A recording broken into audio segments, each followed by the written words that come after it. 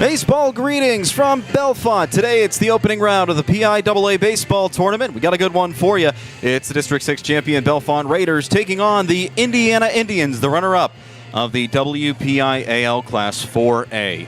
Welcome into the S&T Bank broadcast booth. S&T Bank, People Forward Banking, alongside Pat Doherty. I'm Jake Slobodnik, getting you set for today's matchup here on Renda Digital TV. Glad to have you along. John Smathers is our producer slash cameraman slash IT guy. I guess we can give him all the titles in the world, as Mark Burdick normally does.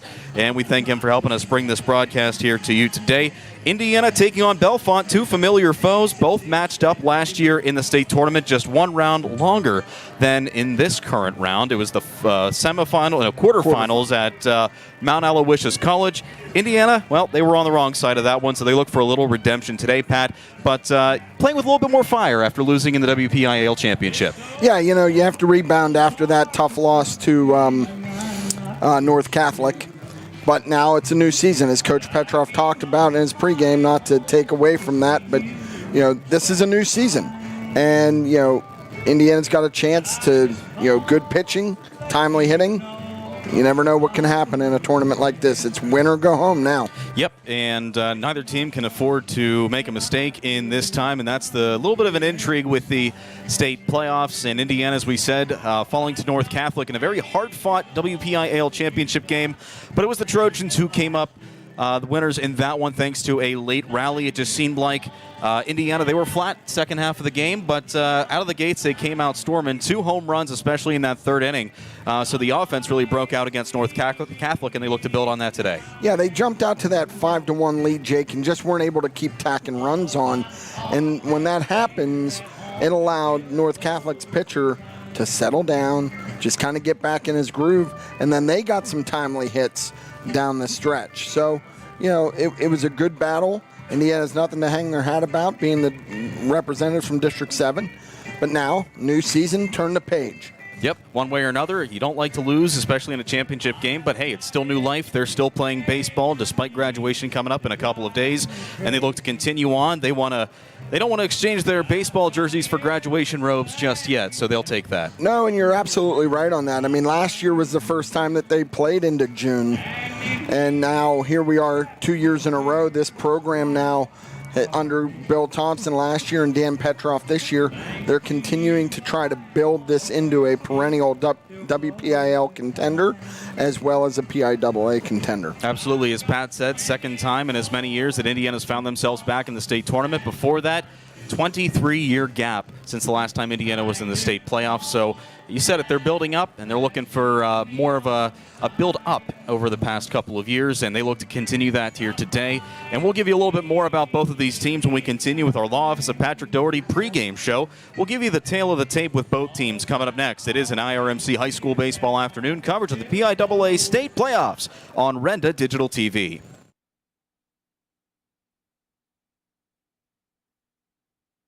Indiana's premier fitness facility, Sobek Fitness, is excited to be a sponsor of Little Indians Athletics and this exciting matchup. Sobek Fitness is Indiana's only open-floor gym. One step inside and you will realize this is no ordinary gym. Sobek has the largest selection of equipment to choose from, including plate-loaded machines and plate select machines. Whether you are a seasoned veteran or new to a gym, Sobek has the equipment for your needs. Call Sobek Fitness to join, 724-801-8170, or check them out online at sobekfitness.com.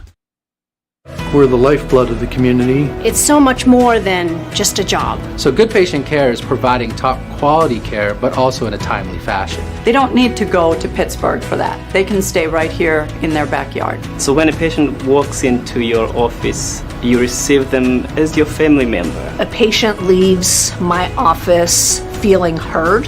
And the focus truly is on what will get us our best patient outcome. Tom R. Harley Architects and the team at Upstreet Architects are very proud to be sponsors of today's state playoff matchup. Best of luck to all the student athletes competing. Tom R. Harley and Upstreet Architects are full-service firms providing architectural, planning, landscape architecture, interior design, and project management services from 2 studio locations, one in downtown Indiana and another in Johnstown, PA. You can find them online at upstreetarchitects.com and trharchitects.com. Play hard, play fair, give it your all.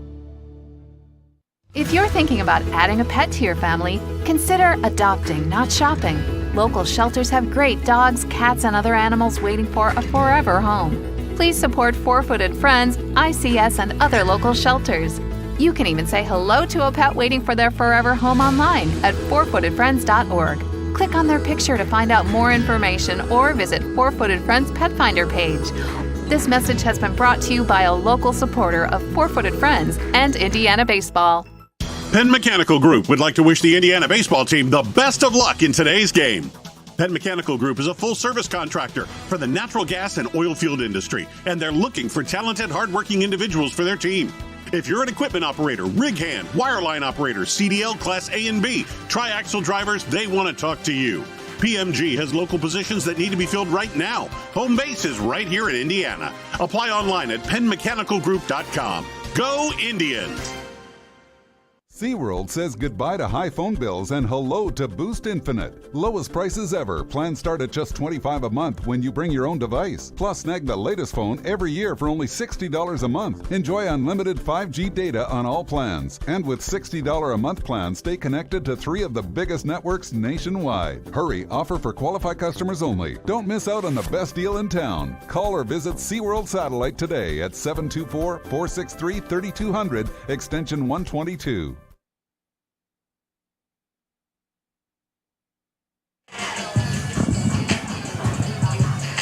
Today's coverage on Renda Digital TV is co-presented by Mark Arbuckle Nissan. They have a large inventory of new Nissan models and also quality pre-owned vehicles to choose from. Mark Arbuckle Nissan is also the #1 Titan truck dealer in the region, servicing Indiana, Greensburg, and Johnstown. Shop Mark Arbuckle Nissan, 1080 Philadelphia Street in downtown Indiana, or online at markarbucklenissan.com. Because if you buy a Nissan somewhere else, you'll pay more money. Also by Thomas R. Harley Architects, an experienced architecture firm dedicated to client experience, quality, design, and multifunctional facilities. That's Thomas R. Harley Architects, wishing the Indiana Indians the best of luck in today's game. Visit Thomas R. Harley Architects, Philadelphia Street in Indiana. Alongside Pat Doherty, I'm Jake Slobodnik. We're continuing on with our countdown to first pitch on the law office of Patrick Doherty pregame show. And Pat, this is a really interesting matchup. As we said last year, both teams met at the quarterfinals at Mount Aloysius College, but this time around, Bellefonte will host Indiana in the opening round of the PIAA state tournament. Last year, pitching-heavy team, and this year, it's an offensive-heavy team. Yeah, I mean, it's just a situation where, they're the defending state champions. So, that's what Indiana drew.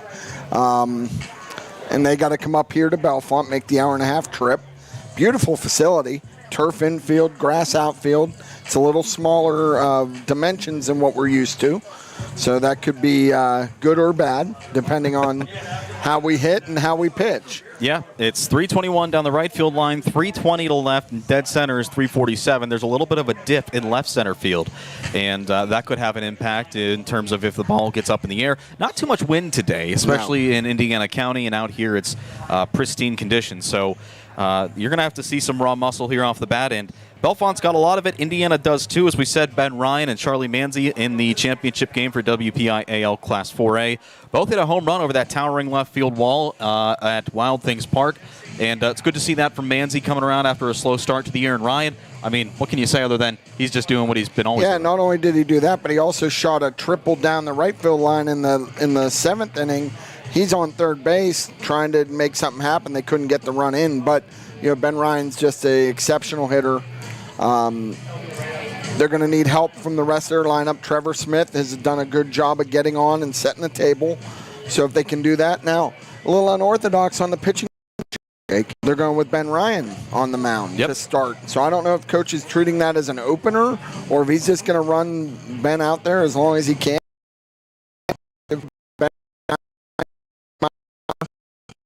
Throw a slider. So, he's got options. So hopefully he can survive and do a good job and keep everything going. Yeah, and you got to think outing against North Catholic, banged up a little bit in relief of Greg Minnick. He took the loss in that game, so he's looking to come out and just try to, shove, as Jared Jones would say for the Pittsburgh Pirates.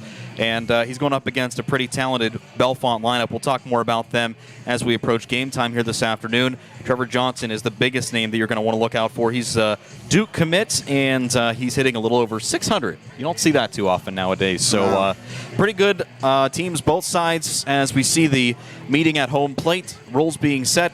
And while they do that, we will step aside. We'll talk with head coach Dan Petroff for Indiana High, and that will be brought to you by the law office of Patrick Doherty, and he'll give us thoughts on Bellefonte and what it means reaching the state tournament for a second straight year. All that and more coming up as we continue on our law office of Patrick Doherty pregame show on an IRMC High School Sports Afternoon on Renda Digital TV.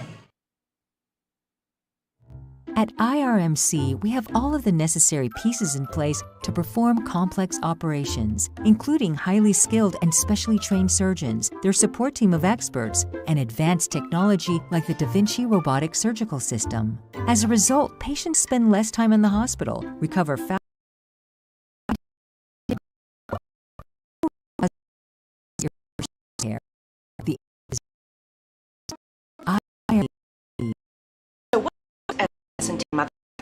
Institutions is that they are visionary.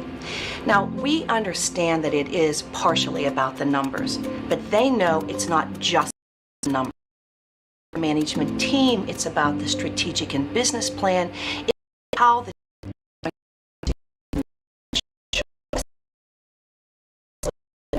S&T.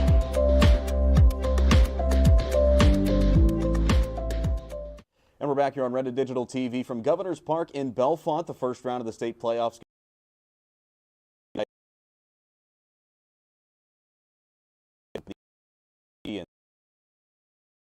We are coming off just a couple of days from being at Wild Things Park in Washington, PA. Didn't quite have the chance to catch up with you after that game. Let's just go back to that a little bit. Your team got out to a pretty good start, but North Catholic, they fought back. You knew it was going to be a pretty good challenge, but what were your takeaways from that championship loss? Well, thanks again for the interview today. I wish we were meeting somewhere else. If we'd have won that game, we probably would have been at IUP or our home field, but it is what it is. Yeah, if you'd have told me before the game we were going to be up in that game 5-1, and with Greg pitching, Ben coming out of the pen, I would have said 100%. I'd be happy with that, but it's baseball. It just didn't work out. Tipper hat to North Catholic. They're a great team. 1 through 9 are as good as you're going to see in high school baseball for hitting. So, they beat us, and they beat our best. So, Tipper hat, and we're going to move on to the next round. Last game, one of the bright spots was the offense. You saw Ben Ryan do what he normally does, and Pat even mentioned on the broadcast, it was Ben being Ben. He sent one over the left field wall. Charlie took another step forward as he hit another home run over the left field fence. That's now 2 straight games with a pretty big hit. And just 1 through 9 through the lineup, it seems like everybody's really starting to get hot at the right time. You think that's the case at this point? Yeah, that's great to see. Our approach at practice prior to the North Catholic game, a few days we had, the kids put in some great work, worked on low and outside stuff, and Sheffley again, 2 years he's undefeated. He hasn't lost a game, but we were prepared for him. 11 hits off him, 5 runs. That's the most he's given up in both in his at least 2 years that I know of. What was your words to the team after Wednesday? Because, for a team like that, with all the hardships they've been dealt with this year, it's easy for them to get down. But, there's still games to be played, especially tonight here at Bellefonte. So what was your message to the team in trying to keep their confidence up coming into this week? Yeah, I know it hurt really bad for them. I could tell, somebody asked to take their picture, and they weren't smiling. The bus ride home, I think you could have heard a pin drop the whole way home. So they were hurting bad, but I told them the season's 3 parts: the regular season, the WPIAL or playoffs, and then PIAA playoffs. And we took a crack at 2 of them, 2 of the seasons. And you met with the amount of quarter result. You redemption round. We talked about the end to the state playoffs. Before that, it was a 23-year gap since Indiana was last in the state tournament. This group of players, if they can make the state. I keep saying they work extremely do. They put in the work, the effort that has to be done to get this far. We just want to take it one more step. We've been here. Now they got a taste of it last year. we got into the WPIAL final. That's the standard for us now. It's not just getting 4th place in our section to get in. Our standard going into the year was win the WPIAL, win the state finals, and they're getting a small taste of it so far. We're just trying to get over to that next part. You mentioned to me off the air, leading up to tonight, you gave the team a couple days off. They had some senior activities to tend to. You held practice Sunday night at IUP.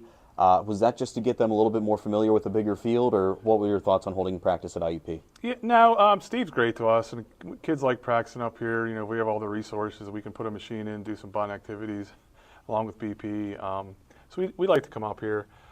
I figured to give the kids a couple days off. This time of year, I feel it gets a little bit grindish for some of the kids. It's been a long season, so again, they had some senior activities, and I give the rest of the kids a day or two off. But we're going to get back at it tonight, and we'll be out there tomorrow. Bellefonte round 1 here at Governor's Park. They had, you would know that, more than me, so take me through your thoughts on what to expect from Bellefonte. They're going to be similar to North Catholic in hitting. Their leadoff guy.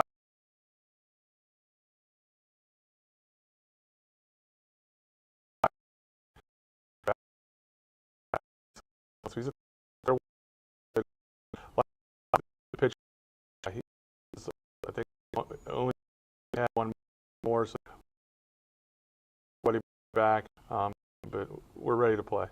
When it comes to pitching, we saw Greg pitch on Wednesday. Ryan came in a couple innings later after.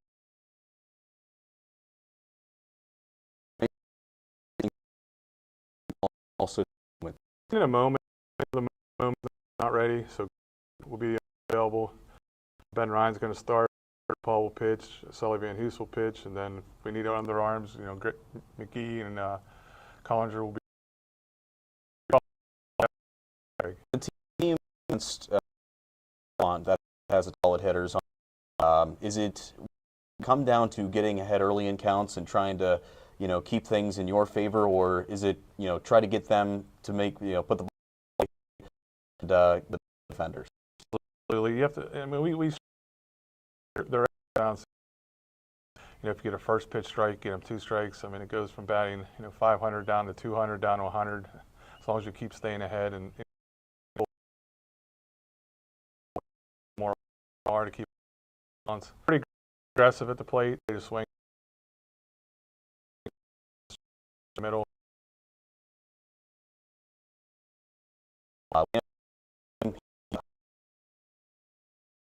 It seems like he's really good. See, time changes a little bit. He's been involved really well now, so it's good to see. Well, Coach, first pitch.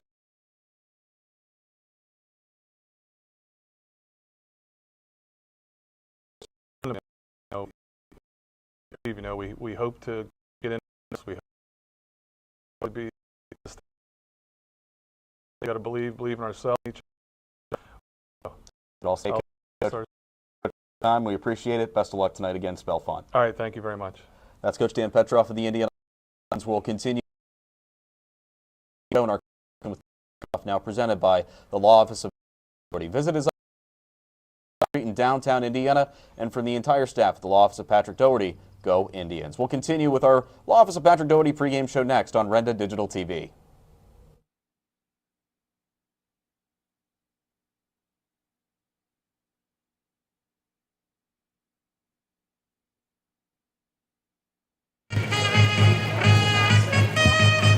We're ready for baseball this afternoon at Bellefonte High School. And we're glad to have you along, Jake Slobodnik, alongside Pat Doherty with you. And it's time for the starting lineups presented by Indiana Total Therapy. With 3 locations, IRMC at Chestnut Ridge and Blairsville, Shelley Drive in Indiana, and the Human Motion Institute on the campus of IRMC. ITT, proud partners with the Indiana Area School District. And Indiana's the visiting team. So here's Pat with Indiana's starting lineup. All right, Indiana's going to lead off with Trevor Smith. He'll play second base. Batting second is Mark Collinger. Playing first base. Batting third is the pitcher Ben Ryan. Batting fourth is the designated hitter Hunter Martin. Batting fifth is the shortstop Andrew McGee. Batting sixth is the third baseman Charlie Manzi. Batting seventh is Caden Homer. He's playing center field. Batting eighth is the catcher Ethan Shank. And batting ninth is the left fielder Tim Birch. First pitch of the game. misses for a ball, and we are underway this afternoon. 4 o'clock start time here in Bellefonte, PA. The next one, Smith pops it foul behind home plate. 78 degrees. Oh, that's Altuna. That's 80 degrees and partly cloudy skies here in Bellefonte. Do want to let you know we are experiencing some technical difficulties, so we'll try to work those out as best we can. Please just bear with us. Next one misses inside for a ball. Count 2-1 to Trevor Smith, the leadoff hitter for Indiana. Next one couldn't hold up his swing in there for a strike. I think either way that was going to be a strike. Yeah, that's a tough hold there by Trevor. He's just looking to try to get on base. Smith hitting .373 in 19 games this season. Next one reaches out, pokes it into right center field. Could be trouble. In comes the center fielder Johnson, and he catches it on the run for the first out of the inning. Yeah, Johnson made a nice play there. He came a long way over into the right center field gap. First baseman number 18. That could be why he's a Division I prospect. I would say so. And now in steps Mark Collinger, the first baseman for Indiana. We'll get to the Bellefonte defensive outlook here in just a moment. Collinger hitting .354 entering today's game. He steps in against Braden Cormanic. Cormanic, a right-handed pitcher with one out. First pitch to Collinger, skied way into foul territory behind home plate, and could be playable, and it is. Nice catch on the fence by Oliver Thornburg, the Bellefonte catcher. And while we are keeping their names in mind, Thornburg catching Cormanic today across the infield from third base, Josh Brown, Peyton Venkus at short, second baseman Ryan Praley, and at first we have Levi Purnell across the outfield from left to right, Parker Caparel, Trevor Johnson, who made the first out in center field, and Ethan Tomasacci in right. First pitch to the power-hitting Ben Ryan. Misses up. Yeah, we talked about in the pregame a little bit about the here. I thought that ball out was a good job by Thornburg. Next one is sky deep to left, but foul. Yeah, Ben was out in front of that off-speed pitch.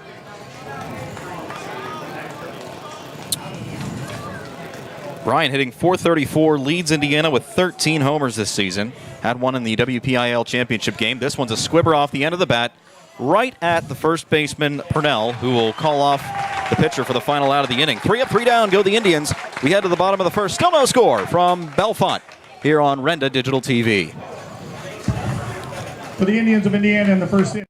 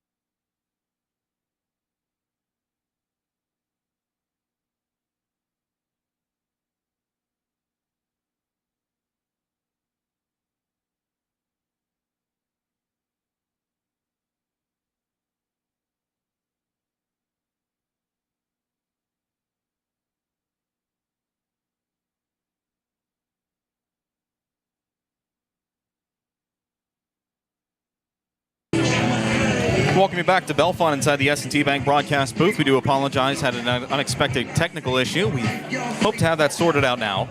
But you missed, Trevor Johnson led things off with a double for Bellefonte to left center field. Peyton Venkis now steps in against Ben Ryan. Normally sees action as the closer for Indiana, but today gets a start. It's Venkis to chase one outside. Couldn't hold up his swing. Alongside Pat Doherty, I'm Jake Slobodnik, and we're glad to have you along. Our coverage this afternoon presented by Mark Arbuckle Nissan and Thomas R. Harley Architects. We'll get to the Bellefonte lineup in just a moment. Next offering by Ryan. Tried to bunt. Doesn't pull back in there for a strike. Yeah, if you're going to try to bunt that, get him over to third, I understand it, but you got to get that bunt down. Now with 2 strikes, you would expect them to play this straight up. And we said it during the championship game. If you're just trying to sacrifice it over, you got to get the ball down any way, shape, or form. Ryan takes a look back at second. Next offering.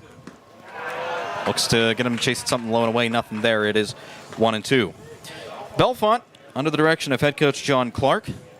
With Johnson leading off, Venkis up now. Braden Cormanick, the pitcher, bats third. Levi Purnell, the first baseman, bats cleanup. Followed by Josh Brown, Oliver Thornburg, Jacob Corman, Ryan Praley, and Ethan Tomasacci. Next one runs in and nothing there. 2-2. Bellefonte lineup presented by Indiana Total Therapy. 3 locations at IRMC at Chestnut Ridge, Shelley Drive in Indiana, and at the Human Motion Institute on the campus of IRMC. Ryan with an even count, 2-2. To Venkis. The next pitch misses low and away, ball 3. And Venkis, after trailing early, now leads the count 3-2. Bellefonte, the home of Indiana Athletic Director Dan Roan. Yeah. Pretty excited whenever Indiana had the opportunity to come out here and play his hometown school, his alma mater. He even texted me saying, my old stomping grounds. Next one, that one's sky to right field. Moving over is the Indiana right fielder Tristan Redinger.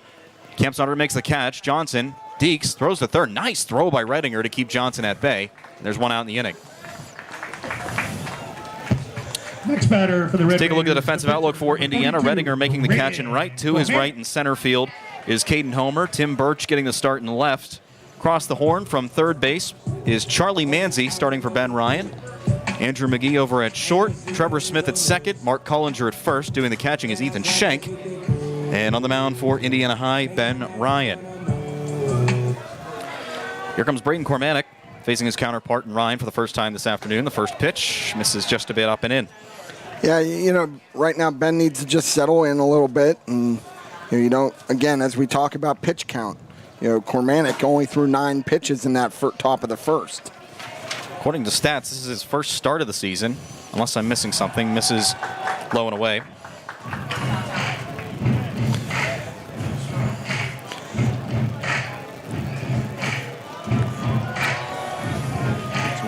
Two-0 count now to Cormanick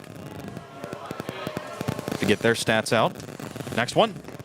Misses low and away, and Pat, some breaking news. IUP beats, who was it, Central Arkansas? Central Missouri. Top seed in the Division II World Series. 4-3.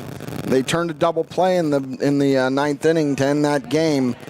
So that's a good win for Coach Steve Klein and the Crimson Hawks to advance to Wednesday in the College World Series. 3-0 by Ryan right down the heart of the plate for a strike, and it's now 3-1. But boy, what a story that team has become. I mean, you think about it, and I know it's been in headlines over the past however many weeks, going from 2 wins a couple years ago to now advancing to the next round of the D2 College World Series. That is something. Next one, grounded right to Trevor Smith, who was playing closer to second base. He throws over to Collinger at first, and there's 2 away. Johnson moves over to third, and now there's a 2-out runner in scoring position. Yeah, that's a productive out, but a good solid play by Trevor Smith. Boy, he plays just solid defense up the middle for the Indians. And now let's see if Ben Ryan can strand that runner at third, put up a 0. Levi Purnell digs in, hitting .451 and leading the Raiders with 31 RBIs. What a senior season for him. He digs in using a wooden bat, it looks like. First pitch in there for a strike. Not often you see high schoolers using wood bats, normally resulting to aluminum. That's not wood. That's not? That's a composite. Oh, it looks like wood. Especially with the pine tar on the center of it. Yeah, that's a composite. Next one. Next one misses low. 1-1, and not too many Raiders have a home run this season. Johnson leads the way with 5. Cormanick has 2, and then tied at third with 1 each is Purnell and Jacob Corman. Those are the only home runs for the Raiders this season, as that one misses outside. Ben's pitch count is already starting to accumulate here. He, as a closer, he comes into, so you don't really worry about pitch count much, but as a starter, they got to keep an eye on that. Ryan, the runner on third, 2 outs in a 2-0 count. Pitch, grounded to third. Moving over is Manzi, and he touches it foul. So Johnson will not be able to score. He'll go back to third, and now Purnell. It's a 2-2 count to him. Yeah, we have a full 4-man umpiring crew by the PIAA here for championship play. So the umpire right there on the line at third base, he had a good look at it as any. Called it foul immediately. Speaking of full, a good crowd here this afternoon. Normally a 4 o'clock game. You might see a little bit of a weaker crowd just because of the work schedules. That one's waved and missed at. Shank will look to first, throws on the inside, and he gets him, and Ryan's able to strand the runner at third. We'll take a timeout. 1 inning in the books. It's tied at 0 here on Renda Digital TV. In the bottom of the first for the Red Raiders. Whether your goals include college education funding, retirement planning, generating income, or reducing taxes, at Crimson Wealth Management Group, we've got you covered. We make it easy for you to make the right decisions by offering you access to a comprehensive array of investment products and wealth management strategies under one roof. One stop for all your financial needs. Crimson Wealth Management Group is committed to helping you pursue your goals, whatever they may be. Stop in and speak with me, Doug Steve, today. You'll be glad you did. Securities and advisory services offered through LPL Financial, member FINRA SIPC. Hello, this is attorney Patrick Doherty. In sports, teamwork is important. That's why I'm pleased to announce the addition of attorney Amy Doherty to my team. Whether it's criminal law, divorce, child custody, child support, wills and estates, or buying and selling a home, our team is here for you. Visit us at 737 Water Street in downtown Indiana to discuss how our team can work for you. Good luck this season from the law office of Patrick Doherty. You never know when you'll need a good electrician, but when you do, there's one company in Indiana you can always trust to get the job done right. Sheasley Electric has served Indiana and the surrounding areas for more than 70 years. Sean Sheasley and his team of skilled electricians can handle any job, large or small. The next time you need an electrician, go with the name you can trust in Indiana County. Sheasley Electric. That's Sheasley Electric. PA license number 5950. Hunter Martin. Good work by Ben Ryan to strand the leadoff man at third to keep this one scoreless as we head to the second inning here on Renda Digital TV. Jake Slobodnik alongside Pat Doherty and John Smathers, our producer this afternoon, welcoming you into the S&T Bank broadcast booth. Hunter Martin digs in, leading things off. He's the DH for Indiana, going up against Braden Kormanek, who had 9 pitches that first inning. And that one slapped to center field, and that's down for a base hit. 1 pitch and a single for Hunter Martin to lead things off. Hunter Martin has really settled into that DH role and come up with big hits for the Indians.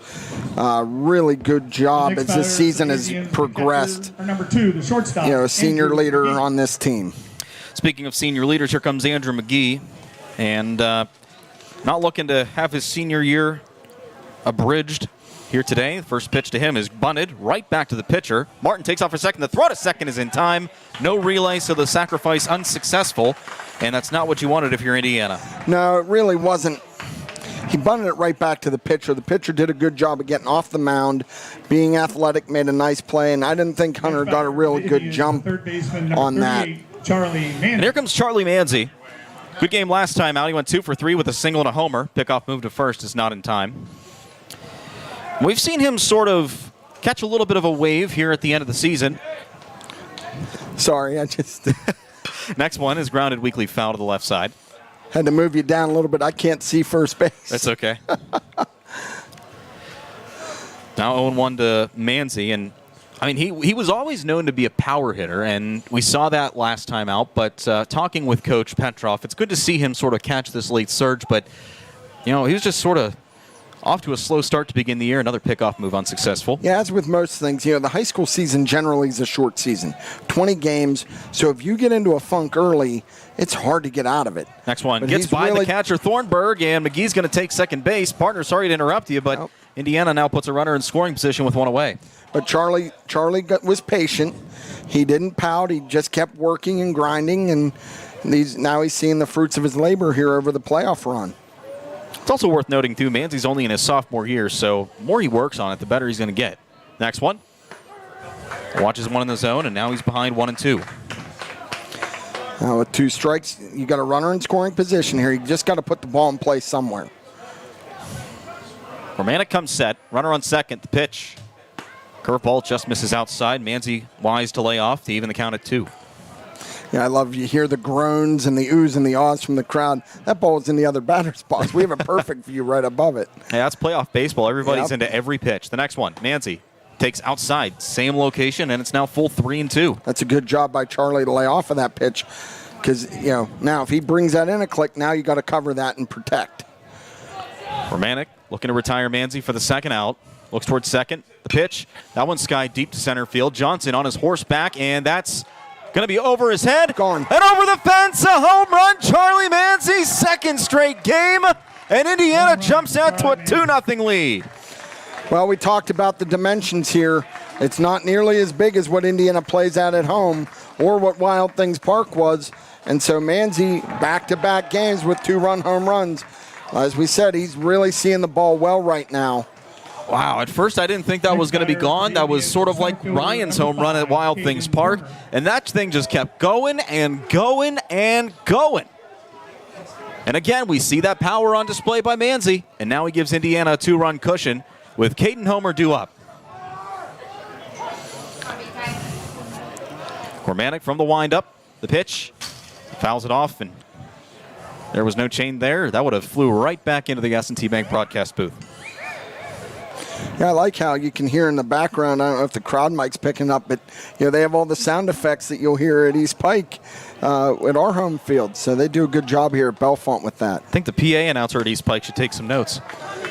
Yeah, you think he's retiring after this year is the word I've heard, Jake. I heard he's going to join the broadcast team full time. Depends if Burdick renews my contract. The next one, the homer. That one's driven deep to left. Could be trouble, but moving over to his right and able to catch up to it is the right fielder, Tomasacci, and there's 2 away. Yeah, Caden got a good rip on it, just hung up on him. Ethan Shank. And here comes Ethan Shank. And that's another thing. Homer has been putting some good bat on the ball lately. He's been very unlucky, I would say. Yeah, he has. He's hit the ball at people, but he's hitting the ball hard, and that's all you can ask for. Exit velo is all part of the analytical world that we live in now. So with 2 outs, here comes Ethan Shank. And the first pitch by Cormanic. Curveball almost in there, just missed inside for a ball. Really like what Cormanic's bringing in terms of his off-speed pitch. I mean, those are pretty deceptive curveballs. Next one, Shank lines that in the left field for a seeing-eye single with 2 outs. Yeah, that was a good piece of hitting. He went back to that, and Ethan just sat on it and drove it to left. And here comes Tim Birch against a right-handed pitcher, and he's been seeing the ball pretty well lately. A couple games ago, a nice barreled triple down the right field line. And Indiana's going to courtesy run for Ethan Shank. Wonder if that's Cosentino coming out. Yeah, it is. Rocco Cosentino, number 7. So that'll be a courtesy runner there. Give Shank a little opportunity to go get a drink, get his gear on, and put in the faster Cosentino. Yeah, he's got good speed, but he's still looking for his first stolen base of the year. Good time to get it, possibly. With Birch up at the plate. 2 runs already across here this half inning. Charlie Manzi, a semi-oppo taco to right center field. That one just to the right of the scoreboard. Pickoff move to first, and Cosentino's back in there easily. Yeah, he barreled it up pretty good. How about Birch? He's now hitting .250 through 18 games played. Remember earlier in the season, like Manzi, he was a little bit cold to start things off, but sort of found his rhythm late in the season. And, I mean, his glove, too. He takes a first pitch strike.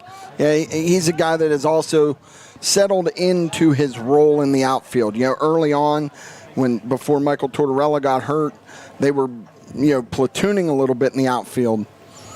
Next one, and Birch grounds out to the right side, and into right field, a base hit. Cosentino will hold up at second. No, he's going to take a late dart to third, but then retreat back. Really nice throw by the right fielder. Rocco wasn't sure. On a ball to right field, he's got to be busting hard, coming around that bag, looking to get there. And it looked like he was hesitating at second, and it was a really nice throw by the right fielder, Tomasacci. It was, and I give Rocco credit because, the old rule. You don't want to make the first or third out of third base. So I credit him with that. Smith digs in for the second time this afternoon. Flew out to center field on a pretty well-hit ball the first time around. Takes a first pitch strike. The other good thing that he did was he did draw the throw. And when you draw that throw, good things might happen. The ball might go out of play. It might bounce. So you always want to draw that outfield throw. Or even you just get a test of the right fielder's arm. You get to see, maybe test your limits later in the game. Curveball on the inside part for a strike, and now he's behind 0-2. And again, a beautiful off-speed pitch by Cormanic.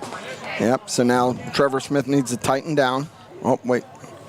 Coach is asking timeout. Coach Petrov's going to bring Trevor down to have a conversation with him. A quick little word, and while he does that, I want to let you know that today's coverage on Renda Digital TV is co-presented by Mark Arbuckle Nissan.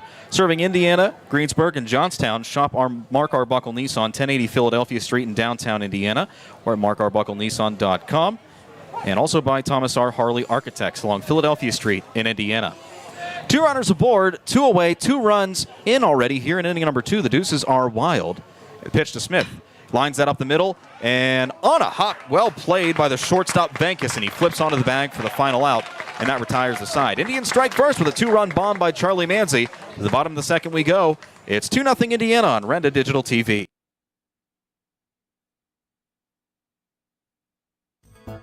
Indiana Total Therapy has been helping Indiana Indians athletes for years, and they wish the team the best of luck in the state playoffs. ITT is a full-service outpatient rehab facility with services including physical, occupational, and speech therapy, athletic training, pediatric rehab, sports performance programs, and so much more. Indiana Total Therapy's 3 facilities are fully staffed and equipped to deliver optimal results. ITT, proud partners with the Indiana Area School District. Tom R. Harley Architects and the team at Upstreet Architects are very proud to be sponsors of today's state playoff matchup. Best of luck to all the student athletes competing. Tom R. Harley and Upstreet Architects are full-service firms providing architectural, planning, landscape architecture, interior design, and project management services from 2 studio locations, one in downtown Indiana and another in Johnstown, PA. You can find them online at upstreetarchitects.com and trharchitects.com. Play hard, play fair, give it your all. Indiana's premier fitness facility, Sobek Fitness, is excited to be a sponsor of Lil Indians Athletics and this exciting matchup. Sobek Fitness is Indiana's only open-floor gym. One step inside and you will realize this is no ordinary gym. Sobek has the largest selection of equipment to choose from, including plate-loaded machines and plate select machines. Whether you are a seasoned veteran or new to a gym, Sobek has the equipment for your needs. Call Sobek Fitness to join, 724-801-8170, or check them out online at sobekfitness.com.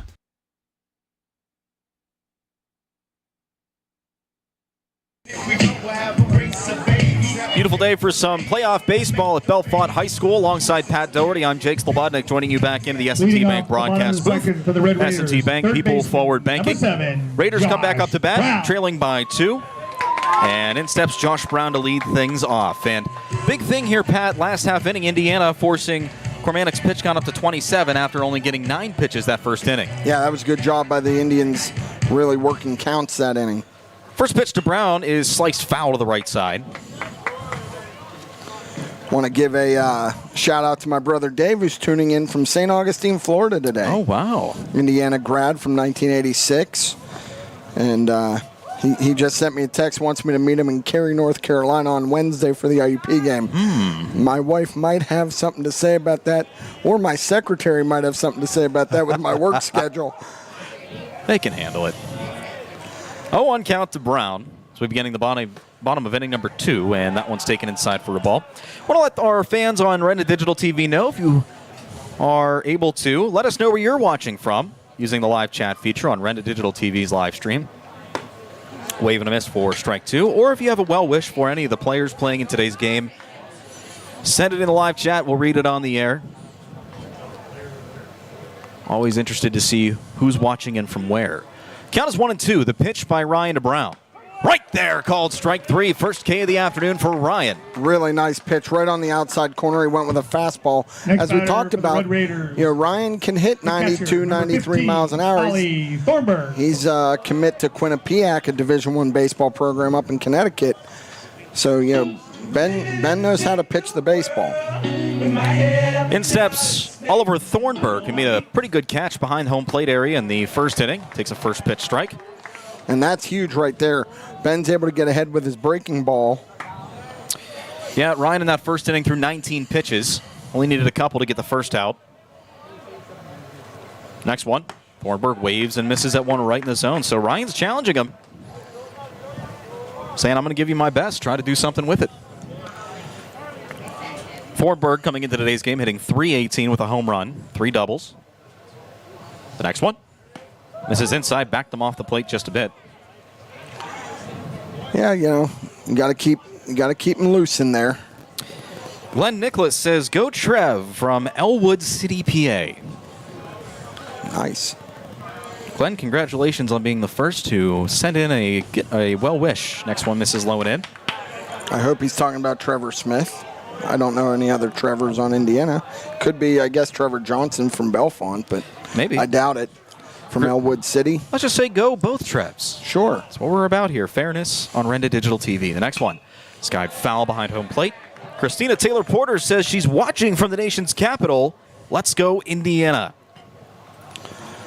Good to know Christina's watching. A good old colleague of mine. She ran the care center of Indiana for many years. So good to hear you, KTP. 2-2. Grounded weakly in the infield, right to McGee. He's going to get it on the hop, off balance throw to first, and he gets him. Good glove by Collinger at the corner, and there's 2 away. Yeah, really good job by Andrew. The Red Raiders, the designated hitter, number 12, Jacob Corman. Now Jacob Corman will dig in. He's the designated hitter. Parker Caparell is in left field. He's not hitting, so would assume he's hitting for him. Corman leading the team in home runs. Or let me make sure I have that right. Now he's tied for 3rd on the team with 1, along with Purnell. First pitch to him misses low and away. Glenn Nicholas confirmed he was talking about Trevor Smith. All right, good. I love how we're having conversations with our viewers as we're calling a game. Well, what I like too is sometimes the viewers, then they want a shout out for themselves. We give it to them, and then they ask, "Hey, what about these other 2 that are here? My nephew and his girlfriend, 2 Indiana alums, are also in St. Augustine, Florida." So there, my nephew Owen and his girlfriend Lexis Dadson.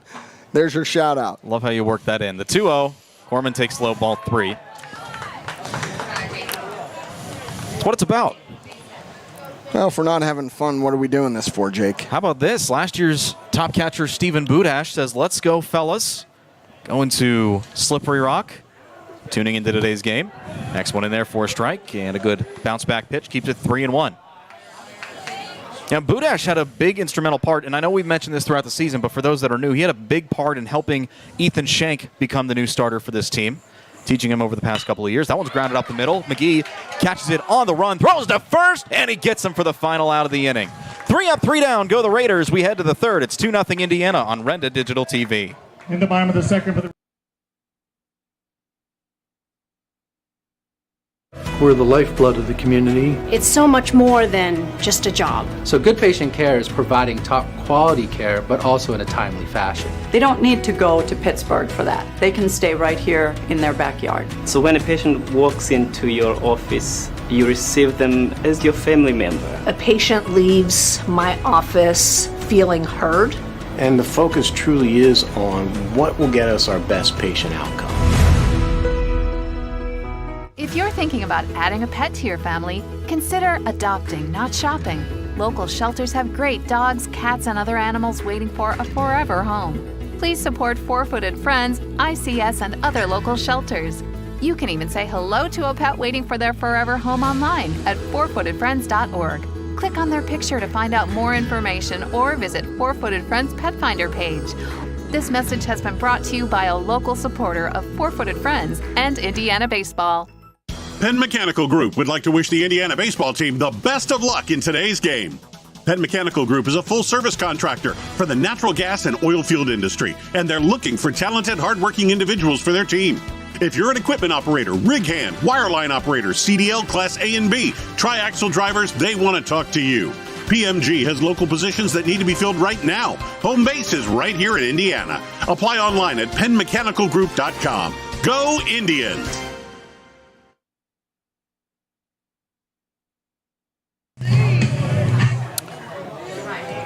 Ready for the third inning of action. Indiana with a 2-0 lead, looking to add on to it. They're led off by Mark Collinger. First pitch, wave and a miss on an off-speed pitch, and that's a strike. Pat, you were saying off the air, Collinger, a nice catch over at first to get that third out. Yeah, he did a good job of keeping his foot on. Pulled him towards the right field a little bit, but he did a good job of keeping that foot anchored. Collinger today, I don't know what he did because that was when we were having our technical difficulties, but it wasn't a hit. He popped up to the catcher. That was a nice play by Thornburg. All right, so I'll update that. What did Ben Ryan ground out to the pitcher? Yep. No, he grounded out to first base and pitcher covered. Little PFP, as they call it, Jake. So now you're caught up. Your scorebook. Look at that. The magic of broadcasting.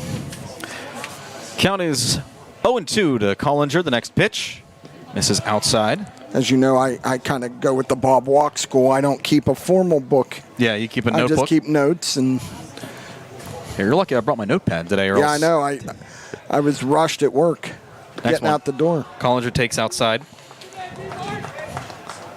My real job got in the way of my hobby. That's a heck of a situation. My job is my hobby.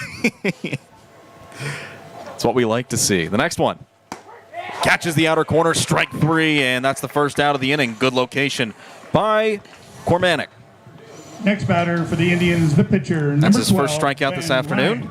And here comes Ben Ryan. So now here's what Ben has to do. Ben's got to stay within himself. You know, you don't want him after the Manzi home run to think, okay, I got to hit one too. Yeah. Stay within himself. Line drives will play on this field. First pitch to him. Wave and a miss, and you can tell he wanted that one. He dropped almost to his 2 knees. Yeah, you just got to be patient. Can't fault him either. Ryan, doesn't want his senior season to end, especially, he's excited to go play at Quinnipiac, but he doesn't want to do it quite yet. No. Counts 1-1 to Ryan. The next one.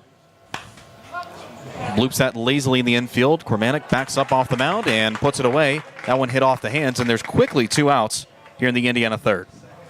Next batter for the Indians, the designated. Here comes Hunter Martin, who singled. Hunter Martin. Last time up. Yep, he singled and then was erased at second on the attempted sacrifice by Andrew McGee. Cormanic with 2 outs. First pitch to Martin. Just a bit high.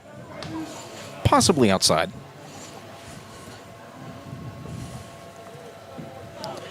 Martin singled on the first pitch that he saw. Next one in there for a strike. There was a fastball. They brought it in just a hair. Caught that corner. 1-1. Curveball sat on it, but fouled it off. A little out in front. Of course, you look down at that plate, and there's a lot of turf pellets covering the plate. Yeah, half and half. Turf infield, trailing a little bit to the outfield. The outfield mainly grass. Next one. Martin skies that high to the right side. Moving over and calling everyone off is the second baseman, Praley, and he'll put it in his back pocket for the final out of the inning. Indians go down quietly. We head to the bottom of the third. 2-0 Indiana on Renda Digital TV. The top of the third. So what sets S&T apart from other financial institutions is that they are visionary. Now, we understand that it is partially about the numbers, but they know it's not just about the numbers. It's about the management team, it's about the strategic and business plan, it's about how the team is going to execute on that. In short, S&T gets it. Quite honestly, we couldn't have done it without S&T.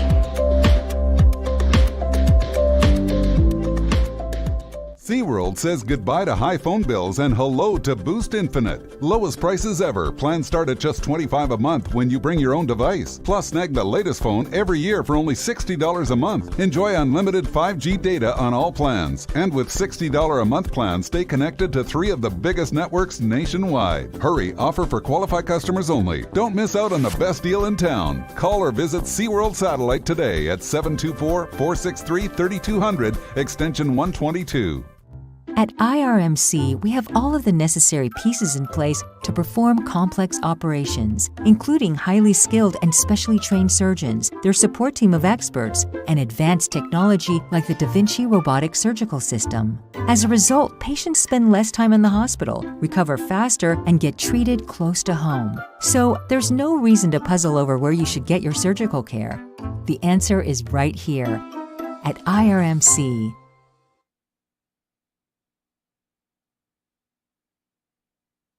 Looking for a couple of runs to nod this one up. Head to the bottom of the third. It's 2-0 Indiana here on Renda Digital TV. Our coverage this afternoon is presented by Mark Arbuckle Nissan. They have a large inventory of new Nissan models and also quality pre-owned vehicles to choose from. Mark Arbuckle Nissan is also the #1 Titan truck dealer in the region. Servicing Indiana, Greensburg, and Johnstown. Shop Mark Arbuckle Nissan, 1080 Philadelphia Street, downtown Indiana, or online at markarbucklenissan.com. Because if you buy a Nissan somewhere else, you'll pay more money. Also by Thomas R. Harley Architects, an experienced architecture firm dedicated to client experience, quality, design, and multifunctional facilities. Thomas R. Harley Architects. Go Indians! Located Philadelphia Street in Indiana. Pat Doherty and Jake Slobotic joining you from the S&T Bank broadcast booth as Ryan Praley, the second baseman who made the final out last half inning, digs in for the first time this afternoon to face Ben Ryan. First pitch, squares around a bunt, whiffs on it, and that's how this half inning starts with a strike. Yeah, looked like he was almost trying to drop a drag bunt down. Charlie Manzi creeps in even with the bag at third. Next one by Ryan. Works inside just a little too far in. Ryan entered this inning with 34 pitches. Now at 36. And Fraley, trying to find his stats here as he fouls that one off to the left side. He's behind 1 and 2. 407 hitter through 21 games. Tied with a couple other teammates for the most games played this season. Driven in 13 runs, 3 doubles, no home runs. Has worked 8 walks this year. Next one, lined right at McGee. Drops, gloves it, throws to first, and what a play by McGee for the first out of the inning. Well, he's having himself quite a defensive game out there at short. Really nice, and that was a goofy one because it was hit hard on a line, and he had to back up because he knew he wasn't going to be able to pick it, and so he just smothered it, came up, and made a nice throw onto Mark Collinger at first. So now with 1 out, here comes Ethan Tomasacci, the right fielder. Left-handed hitting right fielder. 9th hitter in the Bellefonte lineup. The first pitch is fouled off into the fence. 418 hitter in 17 games. A triple, 5 doubles this year, and 16 RBIs. And this is what, if you're Ben Ryan, you want to try to stay clean here. Next one. Shows bunt and offers at it. It's a strike. He's behind 0 and 2.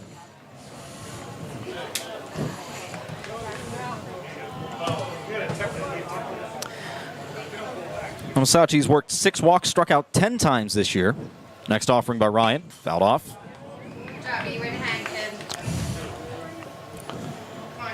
468 on base percentage, an OPS of 1.013. 1 of 4 Raiders this year with an OPS above 1,000. The next one, looking at the corner, trying to get him to chase, nothing there. Good ways pitch.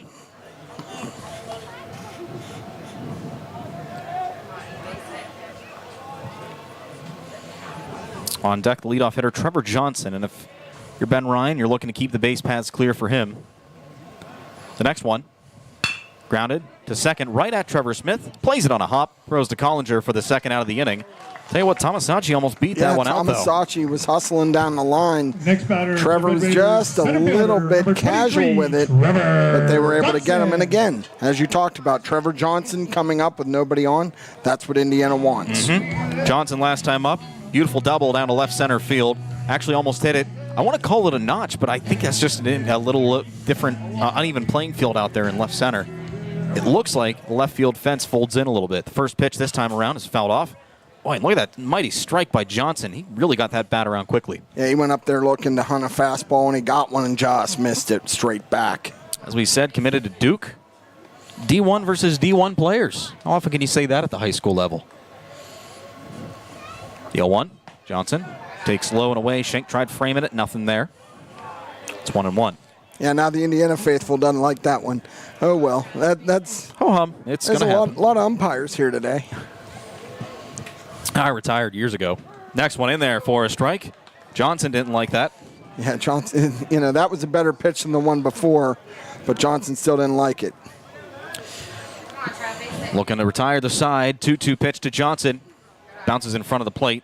Yeah, I understand you want to throw a breaking ball, but he spiked it at about 50, what do you think, 57 feet? Too far in front if you're batting right. Yeah, it wasn't competitive. If you're going to throw that, you got to make it a competitive pitch. The next one. Johnson takes up and away, ball 3. Count now full 3-2. Big payoff pitch on the way.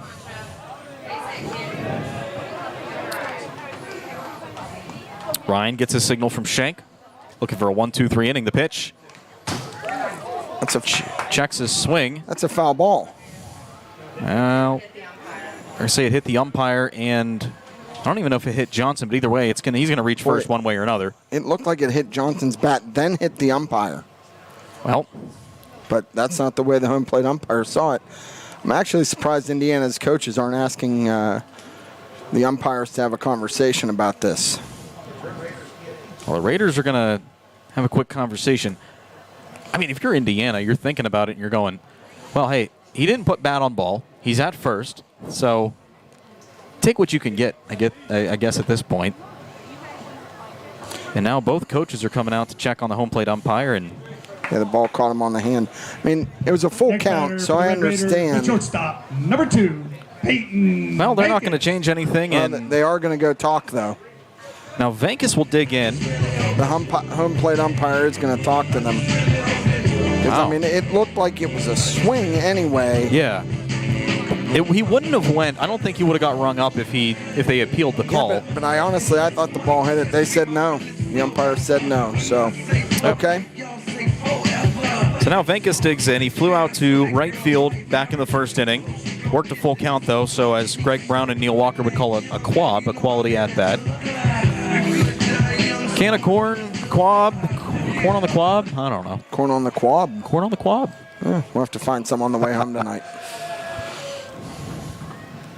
Runner at first with 2 outs, and Venkis at the plate to face Ryan for the second time. Backs him up with a high and in fastball.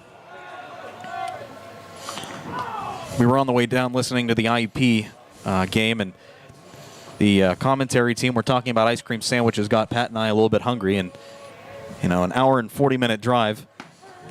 That one's in there for a strike. Yeah, it was ice cream sandwich day in Cary, North Carolina. So every time they mentioned the ice cream sandwich, I felt Pat hit on the pedal a little bit more.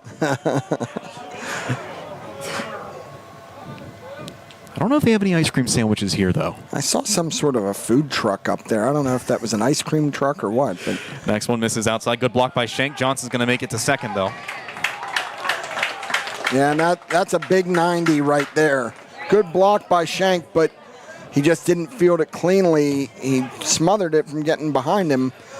But, that 90 feet now, a single could score this run. I'm playing on turf field. You get that bounce a little bit harder than if you're playing on normal dirt, which Schenk is pretty used to. If I'm not mistaken, Wild Things Park was dirt, wasn't it? No, Wild Things. That was grounded to left side. Another sliding stop by McGee to his feet to first. He got him. What a throw by McGee to thwart the possible run on base. What? I mean, he is just outstanding today at short. Great so far. We're through 3 here at Bellefonte. It's 2-0 Indiana. They come back up to bat on Renda Digital TV. Tom R. Harley Architects and the team at Upstreet Architects are very proud to be sponsors of today's state playoff matchup. Best of luck to all the student athletes competing. Tom R. Harley and Upstreet Architects are full-service firms providing architectural, planning, landscape architecture, interior design, and project management services from 2 studio locations, one in downtown Indiana and another in Johnstown, PA. You can find them online at upstreetarchitects.com and trharchitects.com. Play hard, play fair, give it your all. Indiana Total Therapy has been helping Indiana Indians athletes for years, and they wish the team the best of luck in the state playoffs. ITT is a full-service outpatient rehab facility with services including physical, occupational, and speech therapy, athletic training, pediatric rehab, sports performance programs, and so much more. Indiana Total Therapy's 3 facilities are fully staffed and equipped to deliver optimal results. ITT, proud partners with the Indiana Area School District. Hello, this is attorney Patrick Doherty. In sports, teamwork is important. That's why I'm pleased to announce the addition of attorney Amy Doherty to my team. Whether it's criminal law, divorce, child custody, child support, wills and estates, or buying and selling a home, our team is here for you. Visit us at 737 Water Street in downtown Indiana to discuss how our team can work for you. Good luck this season from the Law Office of Patrick Doherty.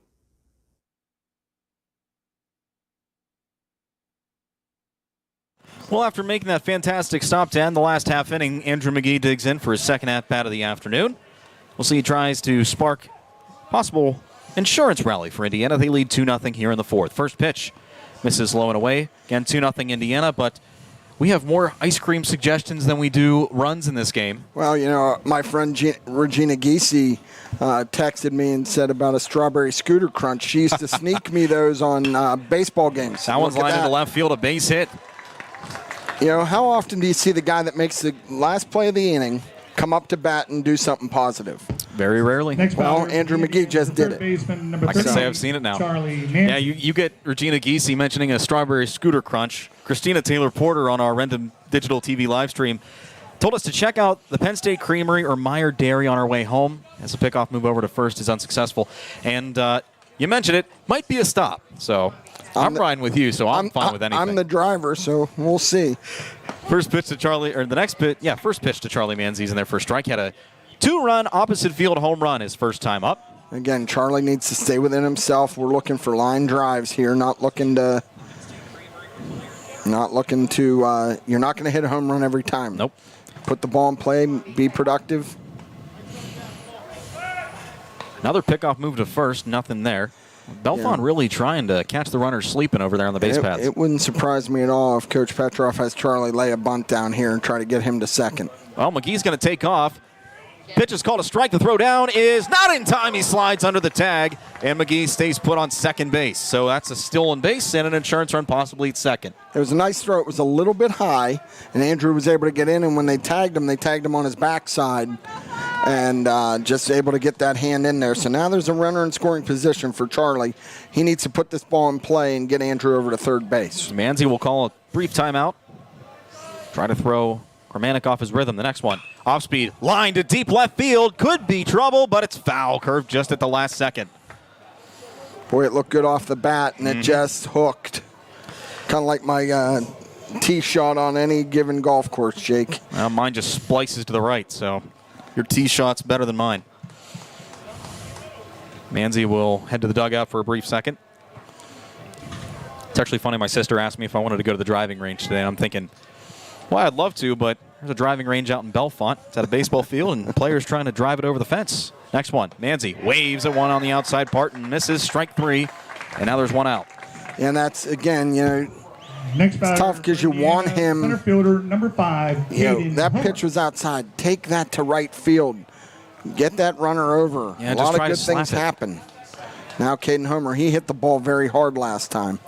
Yeah, last time up flew out to left, but as Pat alluded to, that one was hit more toward the line and left. Decent distance. First pitch he sees is a curveball in there for a strike. But I'll tell you what, I liked what Cormanek did when Manzi was up to bat. He saw that he was able to pull it down the left field line foul, so he challenged him with something outside and off speed, and result went in his favor, so can't really fault him for that. That one's lined to left field, and that'll drop for a base hit. McGee's going to round third and stay put. That'll put runners at the corners with one away. Yeah, Andrew had to hold.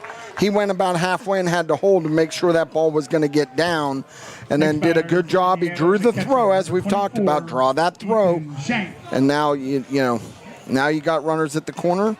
Good things can happen. Ethan Shank's going to come to the plate. Yep, Shank 1 for 1 today with a single back in the second inning. Needed just 2 pitches to find real estate, and now with only one away, double play possibility still intact. Maybe they put Homer in motion to try to get that runner at second. Pickoff move to first. Nothing there, and McGee will head back to third as well. Yeah, Ethan handles the bat pretty well. Do you maybe try to squeeze one in here? And just from following the team all season, Ethan's due for a big game. That one's in there for a strike. We saw him make pretty good connection early in the season. Toward the later part, cooled off a little bit. Hasn't gone completely flat. Hasn't plateaued really, but hasn't been as consistent at the plate as he'd like, but good chance to do that here. Pickoff move to first, again, not in time. That single he had in the first at bat, he really stroked it to left, so. Runners at the corners. Pitch. Shank skies that toward foul territory along the right side. Moving over is the first baseman. Could be playable. No, it's just beyond the fence foul. And you hear the sound effects in the background. Well, Pat. Manners. Yeah, that's... I apologize, folks. Now Coach is going to bring Ethan down to have a little conversation. I have to add that one to my... I retired, so... Yeah, you're retiring. Yeah, my days as a PA system operator are You done. could be a fill-in. Yeah, like, Guy Junker has a couple fill-ins. Yeah? You know. Well, he's a permanent voice of the Pirates. He's a permanent, but he has a couple guys that fill in for him. Oh, that's right. Another pickoff move. That one just trying to keep him honest. I think Andrew Stocky does it every once in a while. I think you're right. Guy from KDKA? He's from TAE? TAE. Okay. Let's get those confused. Next one to Shank. He lines that one lazily into right, heading toward foul territory, and that's beyond the fence. Another foul ball. Well, Shank trying to do his due diligence. He's fouled 2 off to the right side. Normally what you want to do in this situation. Yeah, and again, you're working pitch count. Pitch count is as much of a thing in high school baseball as anything else. This is probably their number one guy on the mound. Next one. And Shank hits that to center field. Johnson moving to his left. He's got a pretty good arm. Camps under it. Gets it. McGee takes off. A little bit of a late jump. The throw is a little high, and he scores on a sacrifice fly. 3-0 Indiana here in the fourth. That throw, if that throw's on line, he's dead to rights. But it pulled him up the line just enough. For the Indians, the left fielder, and Andrew was able to get under it.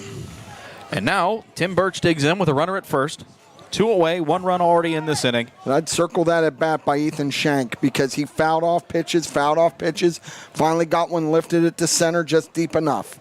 Great job by Ethan Shank. Now a pickoff move to first, and nothing doing from Caden Homer.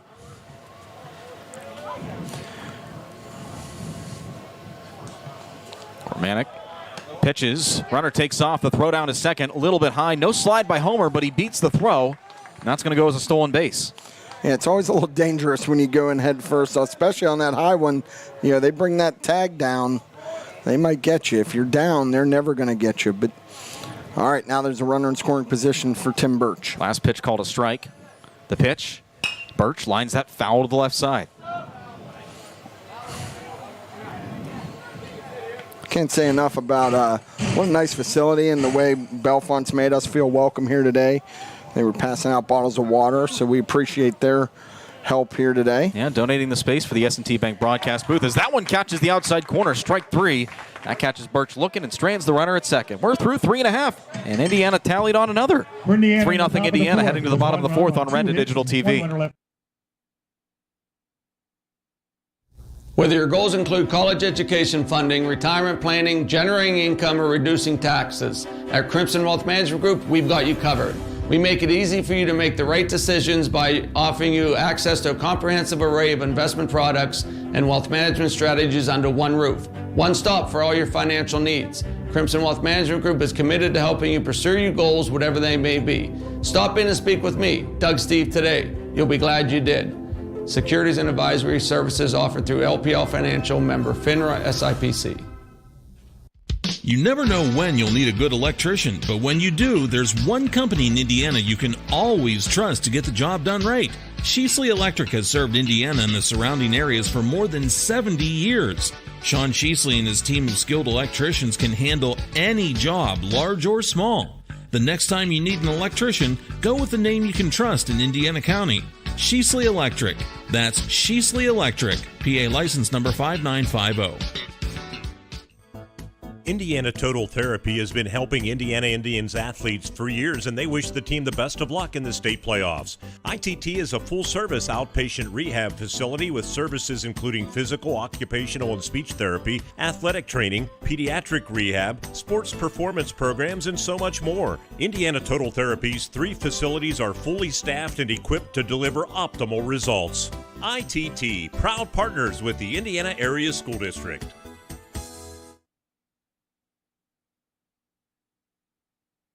The Red Raiders, the pitcher, number 42, Braden Cormanic. Braden Cormanic will lead things off in the bottom of the fourth. 3, 4, 5 spots due up for the Bellefonte Raiders. They trail 3-0. Alongside Pat Doherty, I'm Jake Slobodnik, joining you once again from the S&T Bank broadcast booth. John Smathers, our executive producer / cameraman for today. Cormanic last time grounded out to second, worked a 5-pitch at bat, facing Ben Ryan, who's still on the second time through the order. First pitch runs up and in. And another good productive inning for Indiana. They get another run, and they force Cormanic's pitch count up to 54. Ben Ryan, I think I lost track. He was at 53 to start the inning. Okay. So now he's at 55. All right, that one's in there for a strike. 3 runs this game, coming off a 2-run homer by Charlie Manzi in the second, and then a sac fly by Ethan Schenk last half inning. Now another one that runs up and in. 2-1. But I tell you what, I would not want to step in a batter's box against Ben Ryan. No. Or Greg Minnick. No, you know, I recall this. Ben and Cormanic are teammates for Flood City Elite. I'll try to confirm that. The next one. Summer. Ground ball weakly hit in the infield. McGee gets the ball, throw to first, and another fantastic play and an even better scoop by Mark Collinger for the first out of the inning. Yep, really good play. It almost looked like Charlie Manzi was going to come over and cut that off, and then he let it go to Andrew. Good job by both those guys to get that out. Manzi not really mainstay over at third base. We've seen Caden Homer play there. Ben Ryan has been suited there all season long, but again, it just goes to show the baseball IQ of Manzi. And now with one out, here comes Levi Purnell. First pitch. Cuts in there for a strike. Purnell struck out to end the first inning. Worked about a 5-pitch at bat. The next one. That one bounces on the plate. It's 1-1.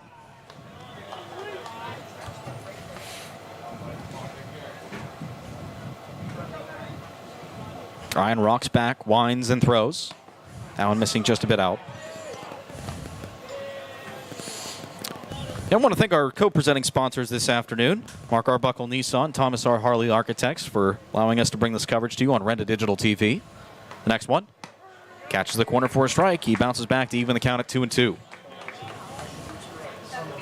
Yeah, this is a, you know, Ben, as you said, needs to just keep shoving. Throwing strikes, keeping the hitters off balance. 2-2. Grounded to the right side of the infield. Smith, it's past his diving glove and a center base hit. So now a one-out base runner following the single up the middle for Levi Purnell, and here comes Josh Brown. Next batter for the Red Raiders, the third baseman, number 7. That was the first hit that Ryan allowed since Trevor Johnson to lead off the game. Yeah, and you know, Trevor Smith did everything he could do to get to that, and it just was just underneath him. Good effort by Trevor. So Brown, who struck out to open up the second inning, will step in once again against Ryan. Man on first with one away for Brown. The pitch. This is just a bit low.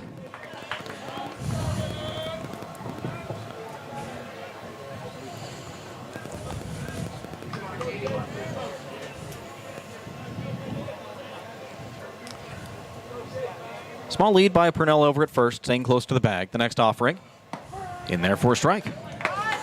Yeah, Ben's doing a nice job of mixing his pitches and trying to get ahead of the hitters. He's really let his defense work. He's only got 2 strikeouts today. Ironically, they were back-to-back to end the first and open up the second. Next one, sliced foul. And now it's 1-2 in favor of Ryan.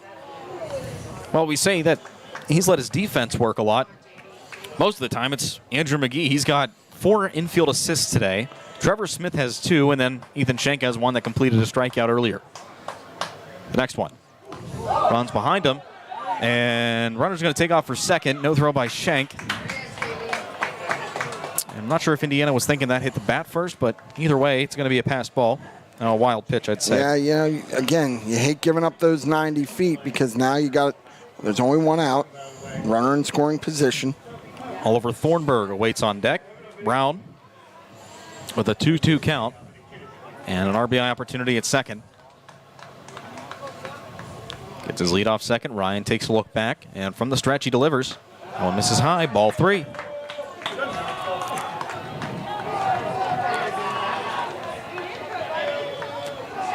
Ryan running into a bit of location trouble here in the fourth.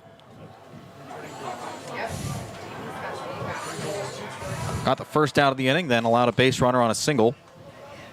Trying to retire Brown. The pitch. Wave and a miss. Strike three. Challenged with one right in the zone, and it was Ryan who won that battle for his third strikeout of the afternoon. Next batter for the Red Raiders, the catcher, number 15, Ollie And now Thornburg. Ollie Thornburg steps in. Grounded out to Andrew McGee for the second out in inning number 2. And we got 2 outs. Ethan Shanks can go out and have a conversation with Ben Ryan. It's probably just maybe a situation with a guy on second picking up signs and things of that nature.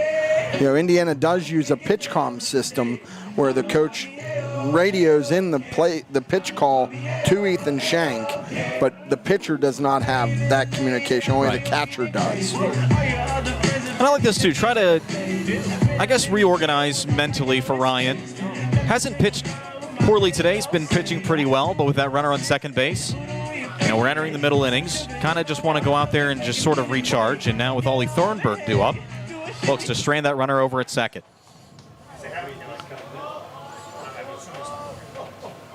Ryan looks back with 2 away. First pitch.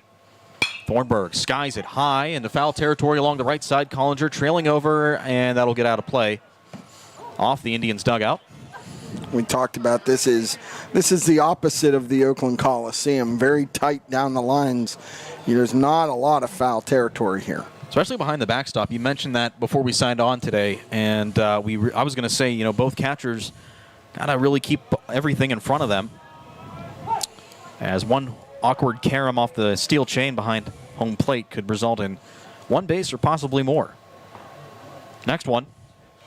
Right back at him with a strike, and it's 0-2. Ryan looking to strand Purnell over at second base.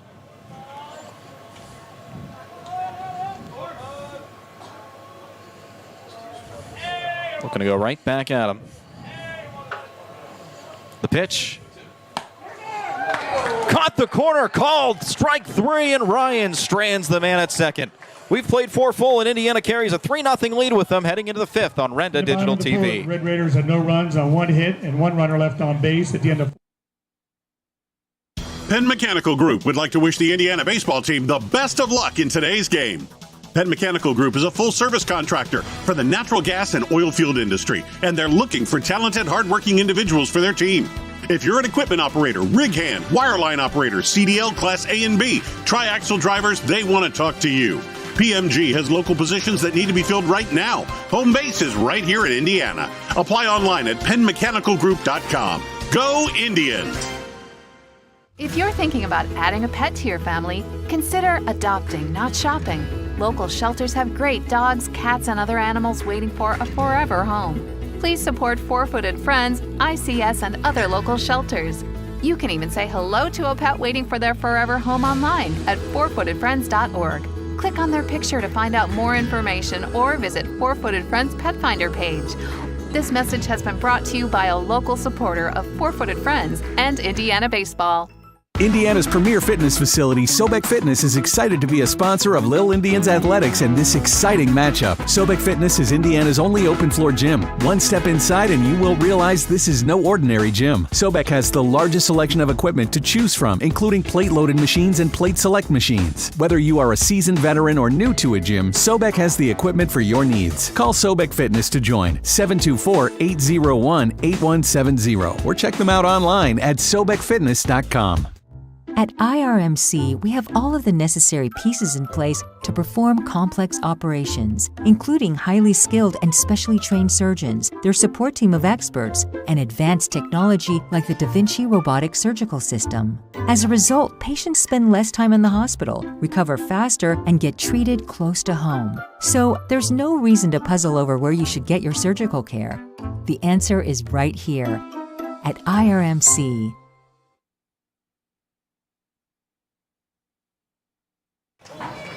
Lineup flips over for Indiana. They hold a 3-0 lead as we enter inning number 5 here at Bellefonte High School. New pitcher to tell you about, it's Peyton Venkis, and the first pitch he offers today is fouled off. That draws the line on Braden Cormanic. He went 4 innings, gave up 6 hits, no walks. Not a bad outing for him. 4 strikeouts in 3 runs, all of them earned. 54 pitches on the day, so they're looking to hold him. Next one runs in on Smith. He takes for a ball. I got to give the obligatory shout out to Trevor's grandparents, Dave and Patty Cooney. I know they're watching up in Erie, as I'm sure his Uncle Rob is watching as well. And if I missed any of the Cooney family, I'm sorry. Fouled off by Smith. It's now 1-2. I think they'll forgive you. Or they'll just give me grief next time I see them. That's the way that works. Smith behind 1-2. He's 0 for 2 today. He flew out to center in the first and then grounded into a fielder's choice to end the second. The next one. Lines that to center field to Johnson. He moves over to his right and on the run makes the catch for the first out of the inning.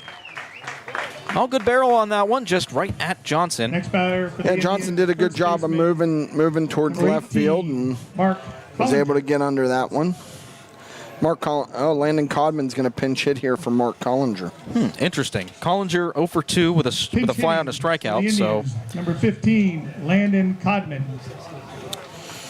I wonder if this will be a full replacement or just because Landon does play first base as well. Right. Well, with the way Collinger's been playing over at first today, I would put him back out there. Yeah, I would as well. Couple neat scoops on a couple not wild throws, but Landon's another left-handed bat for the Indians. Could be why they're bringing him in, just trying to even it up a little bit. First pitch to Codman misses just a bit inside, I'll say, for a ball. Codman this season, .238 hitter in 16 games. Still looking for his first extra base hit of the season. 1-0. Wave and a miss.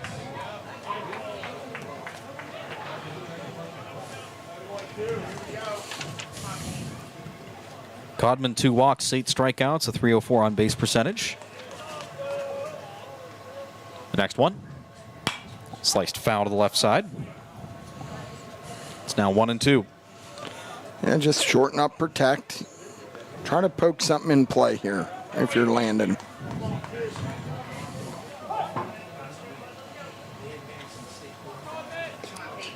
One, 2. Just a bit up. Codman lays off, and it's even at 2. I want to thank all of you tuning in on Renda Digital TV. Great afternoon for some high school playoff baseball. Next one. Catches the outer corner, called strike 3. Codman didn't agree with it. And that's the first out of the inning, or second out, excuse me. Yeah, I mean, Indiana got maybe one on the outer paint last time, and pitcher, number 12, this time Ben Vankis got one. So now with 2 outs, here comes Ben Ryan, who's had a rough go of it today. Ground out, squibber to the first baseman, and then he weakly popped out to Gormanic, who was the pitcher at the time. He steps in for the first time against Vankis. The first pitch. This is a bit up.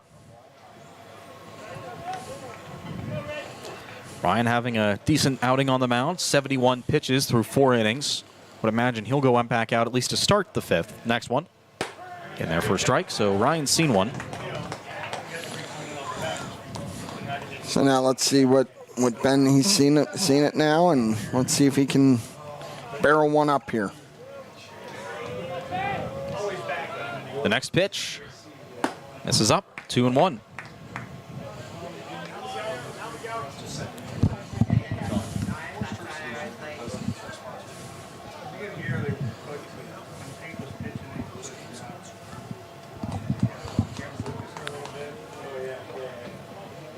Counts 2-1 to the Indiana pitcher, Ryan.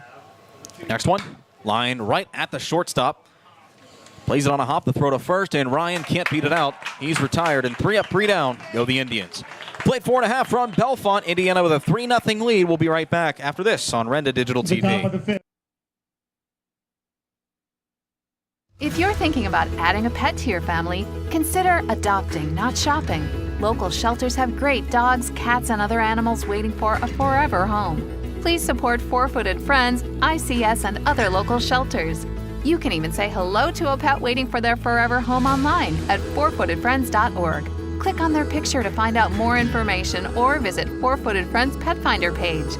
This message has been brought to you by a local supporter of 4-Footed Friends and Indiana baseball. Tom R. Harley Architects and the team at Upstreet Architects are very proud to be sponsors of today's state playoff matchup. Best of luck to all the student athletes competing. Tom R. Harley and Upstreet Architects are full-service firms providing architectural, planning, landscape architecture, interior design, and project management services from 2 studio locations, one in downtown Indiana and another in Johnstown, PA. You can find them online at upstreetarchitects.com and trharchitects.com. Play hard, play fair, give it your all. We're the lifeblood of the community. It's so much more than just a job. So good patient care is providing top quality care, but also in a timely fashion. They don't need to go to Pittsburgh for that. They can stay right here in their backyard. So when a patient walks into your office, you receive them as your family member. A patient leaves my office feeling heard. And the focus truly is on what will get us our best patient outcome. Indiana Total Therapy has been helping Indiana Indians athletes for years, and they wish the team the best of luck in the state playoffs. ITT is a full-service outpatient rehab facility with services including physical, occupational, and speech therapy, athletic training, pediatric rehab, sports performance programs, and so much more. Indiana Total Therapy's 3 facilities are fully staffed and equipped to deliver optimal results. ITT, proud partners with the Indiana Area School District.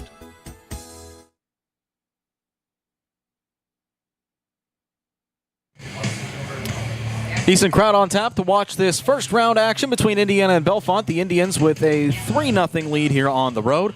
Alongside Pat Doherty, I'm Jake Slobodnik joining you from the S&T Bank broadcast booth. S&T Bank, People Forward Banking. Pat's taking a look at the crowd to our right outside the press box and see a lot of lawn chairs, blankets. Problem is both teams are red and black, so you don't really know who's who if you don't look too close. And now we're being supervised by Indiana Athletic Director and Bellefonte native Dan Roan. Yeah, he's back here enjoying this game here at his He wishes they had a field like this when he played. He might have gotten a few more outs. I want to thank our co-presenting sponsors today for Renda Digital TV's coverage of playoff baseball. Mark Arbuckle Nissan, servicing Indiana, Greensburg, and Johnstown at 1080 Philadelphia Street in downtown Indiana, or online at markarbucklenissan.com. And by Thomas R. Harley Architects. Go Indians from Thomas R. Harley Architects, Philadelphia Street in Indiana. How about that? Get your architectural work done and then go buy a car off Mark Arbuckle. Way to do it. There you go. First batter of the half inning is Jacob Corman, the DH. First pitch by Ben Ryan, working on his 5th inning, is a wave and a miss.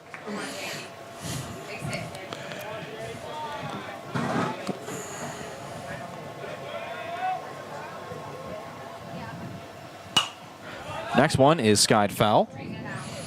Yeah, Jake Corman, his dad was a long-time head of the Pennsylvania Senate. Now he's running public address. It must be elected officials. You become the public address announcer because we can talk to anybody.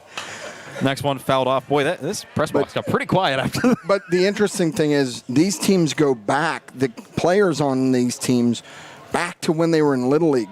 Indiana played Bellefonte in the section playoffs up at State College one year, and I remember a lot of these names are familiar on both teams.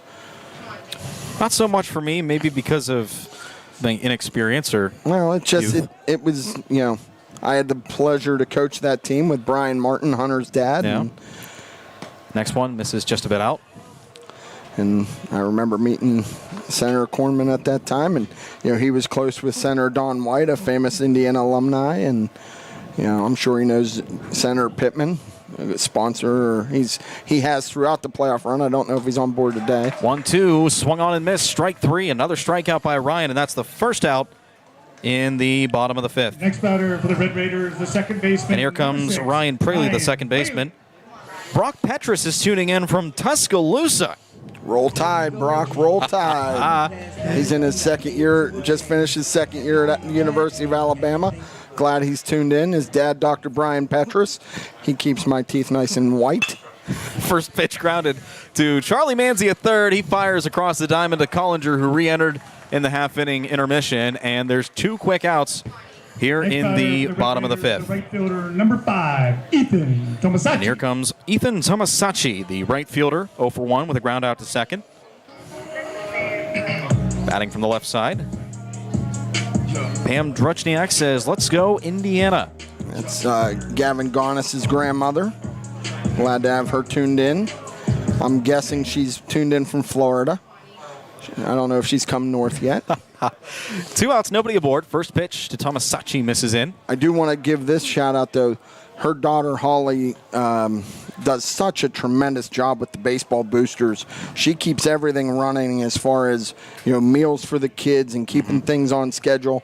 And really a tremendous asset to have in a program, because you have to have parents like that step up and make it happen. And her son, Gavin Gonis, is on this team. And, tremendous effort by Holly. Another shout out.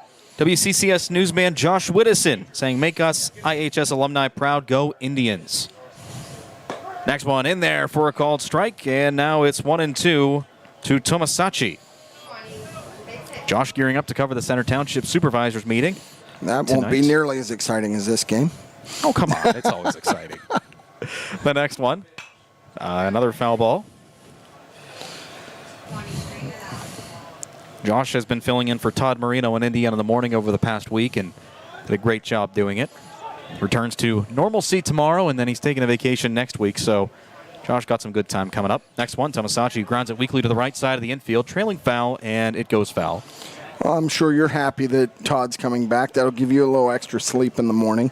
Yeah, for about 3 days before I start filling in for Josh. For Josh next week. Well, you're working shifts.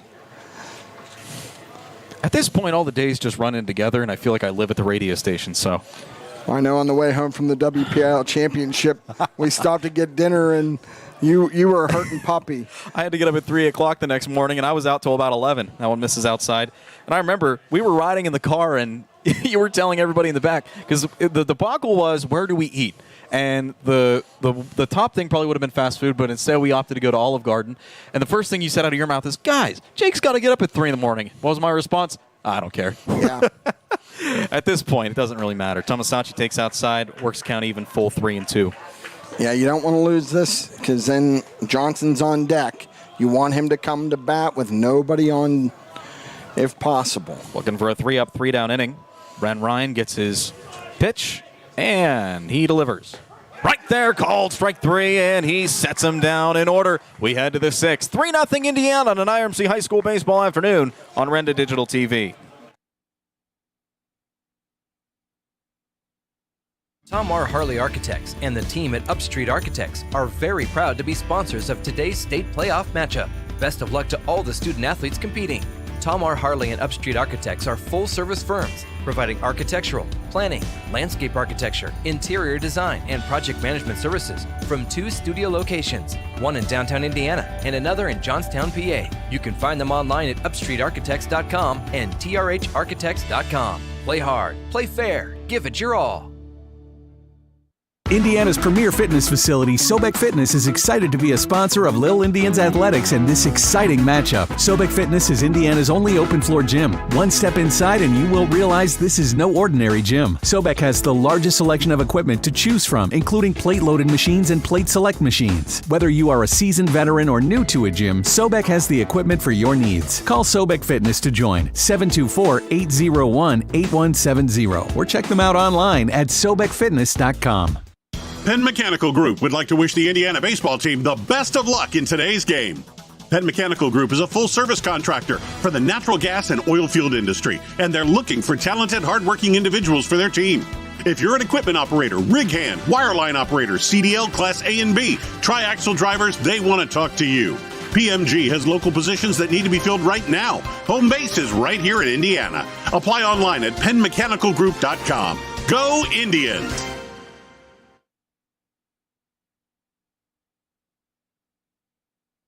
Martin. Hunter Martin digs in to lead off the Indians half of the 6th. They lead at 3-0 over Bellefonte here in the opening round of the PIAA state tournament. Pat, you were telling Athletic Director of Indiana Area School District Dan Roan, Martin has been playing well recently, and it shows. He's got a hit today, 1 for 2 with a single back in the 2nd. Yeah, I mean, he's done a nice job through these playoffs, as I said earlier, settling into that DH role. Next one by Venkis, who's working on his 2nd inning in relief. Fires a strike to even it up at 1-1. Now Indiana have to get something going here against Venkis and make Venkis a little bit uncomfortable. They've yet to do that. The next one. catches that outside corner, beautifully placed pitch, and it's now 1-2. Folks, want to remind you that you can subscribe to Renda Digital TV for free right now on YouTube. Just make sure you have a Gmail account, hit that subscribe button, click the notification bell to be in the know when we go live on Renda Digital TV. Next one, checks at one outside, no swing. Good job by Thornburg to apply that tag anyway. Yeah, Martin did a good job of checking that swing. It was a low and away curveball. So now the count's even at 2 to leadoff man Martin.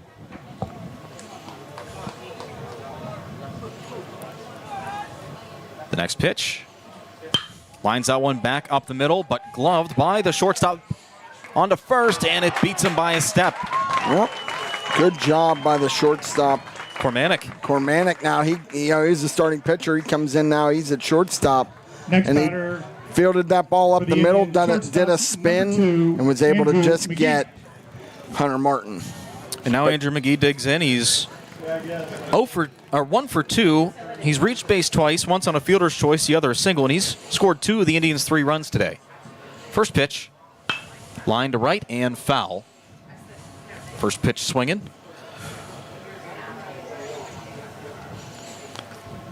Yeah, Cormanic said, hey, McGee, look at this. I can do something too at short.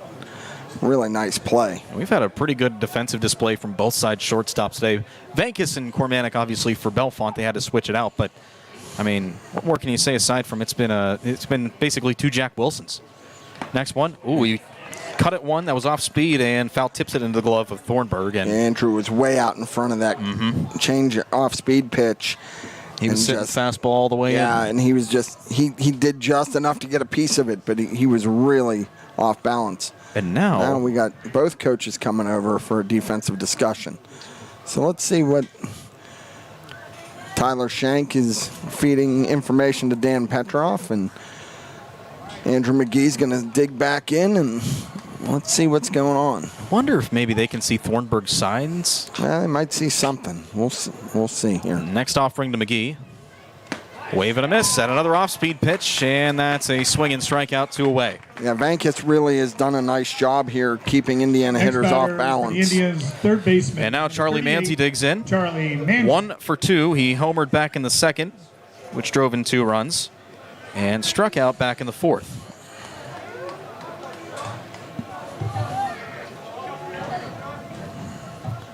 First pitch to Manzi. Takes outside on an off-speed pitch. Good take. It's 1-0. Matthew Miller says in the comments, thank you, Renda Digital, for broadcasting remotely. Go Indians. You're welcome, Matthew. Happy to do it. And don't thank us. Thank our sponsors. Thomas R. Harley Architects and Mark Arbuckle Nissan on top of our other wonderful sponsors. That one's grounded up the middle and into center field for a base hit. Good effort by Cormanic at short to try and catch it on the slide, but it trickles into the real estate, and that's a 2-out single for Charlie Manzi. 2-hit game for him. Next batter for the Indians. Yeah, Charlie's really seeing the ball well right now, and so is Caden Homer.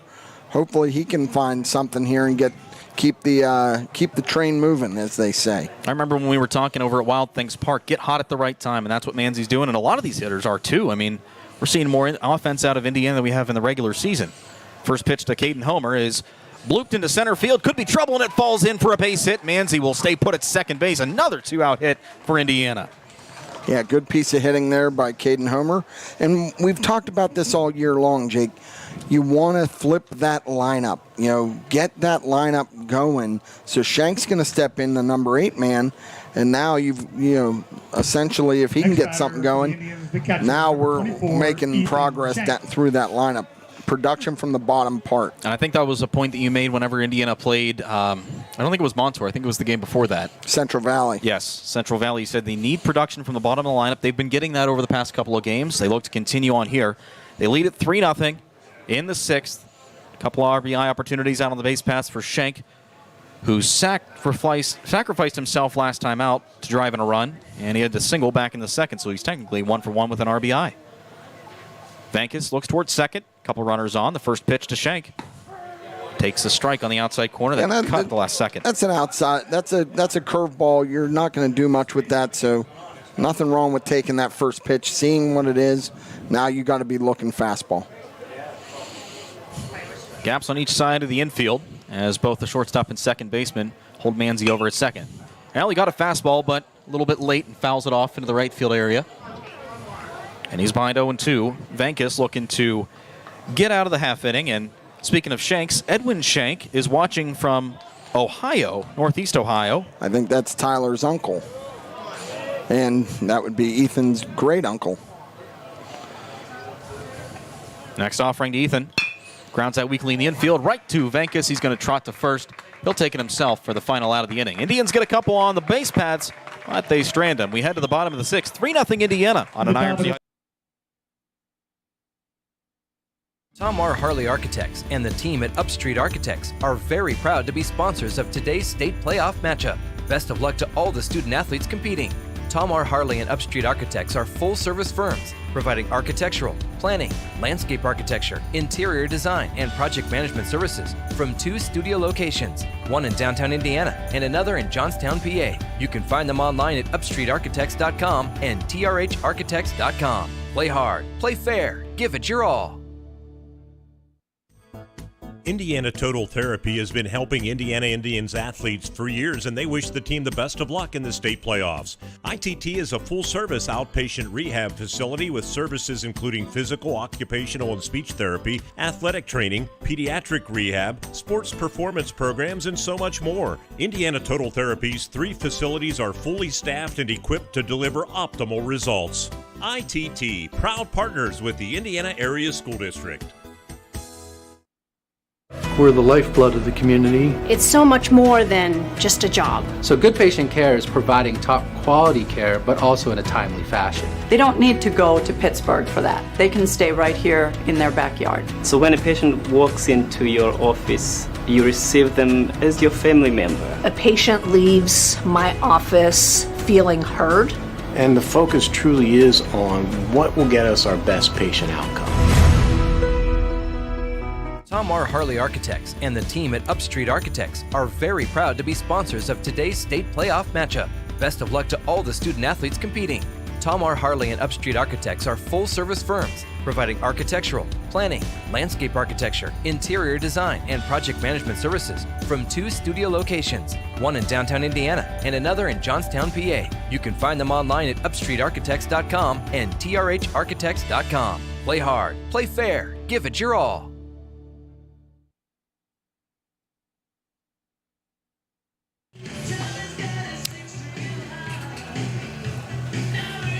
Bellefonte comes up in the bottom of the 6th, trailing by 3, but they got the top of the order, so a pretty good opportunity for them. And Ben Ryan trots out for a 6th inning of work. Done well up to this point on 85 pitches. So if he can get through this inning, Indiana will be feeling a little bit better. Alongside Pat Doherty, I'm Jake Slobodnik, welcoming you back into the S&T Bank broadcast booth. S&T Bank, people forward banking. But again, Pat, pretty impressive afternoon so far from Ben Ryan, but this is a true test. It is. And Indiana's defense has played well behind him. If they can continue to do that, Ben, don't try to do too much. Just fill up that strike zone. Let them put it in play like you've done all day. Do with what you've been doing. First pitch of the half inning by Ben Ryan to Trevor Johnson in there for a strike, and Johnson not thrilled about that call. He's reached twice today, once on a double to lead off the game. If you look at Johnson's back foot, he is over that, right on that line. Next one misses low and away. Yeah, I see that. Keeping a pretty open stance, too. So yeah, he keeps that open stance, but that back foot is just on that batter's box line. Next one. Johnson takes a strike on the outside part. He's behind 1-2. Ben Ryan can get this one here. This will be huge for the... You always want to get that first out. Count is 1-2 to Johnson. The pitch by Ryan. Just low. Good block by Schenk. It's 2-2 now. Trying to see down if Indiana has any action in the bullpen. Nothing going. 2-2. Oh, almost got him looking, but just misses a little low. 3-2. Yeah, you don't want to walk. You lead off runner here, or hitter here. You got to try to make him put it in play. Count is full. 3-2 to Johnson. The pitch by Ryan. Grounded in the infield. Smith will have to get it out quickly. The throw to first off balance. He gets Johnson for the first out of the inning. Really good job by Trevor Smith, knowing that he had the speedy Johnson. Johnson's a left-handed hitter, so he gets out of the box quickly. Smith did a really nice job there. Yeah, and that's exactly what he did. He hit that ball almost like a slap, an unorthodox slap. Is Indiana going to make a pitching change here? It looks like it. Well, maybe. Yeah. Let's see what's going to happen here.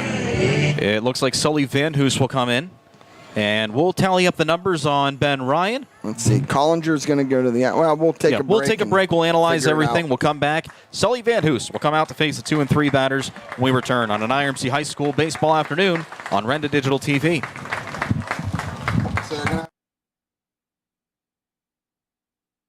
Indiana's premier fitness facility, Sobek Fitness, is excited to be a sponsor of Lil Indians Athletics and this exciting matchup. Sobek Fitness is Indiana's only open-floor gym. One step inside and you will realize this is no ordinary gym. Sobek has the largest selection of equipment to choose from, including plate-loaded machines and plate select machines. Whether you are a seasoned veteran or new to a gym, Sobek has the equipment for your needs. Call Sobek Fitness to join, 724-801-8170, or check them out online at sobekfitness.com.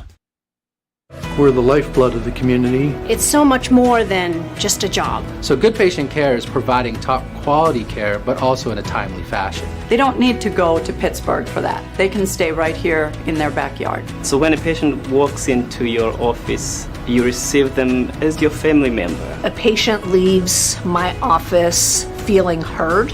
And the focus truly is on what will get us our best patient outcome. Tom R. Harley Architects and the team at Upstreet Architects are very proud to be sponsors of today's state playoff matchup. Best of luck to all the student athletes competing. Tom R. Harley and Upstreet Architects are full-service firms providing architectural, planning, landscape architecture, interior design, and project management services from 2 studio locations, one in downtown Indiana and another in Johnstown, PA. You can find them online at upstreetarchitects.com and trharchitects.com. Play hard, play fair, give it your all. If you're thinking about adding a pet to your family, consider adopting, not shopping. Local shelters have great dogs, cats, and other animals waiting for a forever home. Please support Four-Footed Friends, ICS, and other local shelters. You can even say hello to a pet waiting for their forever home online at fourfootedfriends.org. Click on their picture to find out more information or visit Four-Footed Friends Pet Finder page. This message has been brought to you by a local supporter of Four-Footed Friends and Indiana baseball.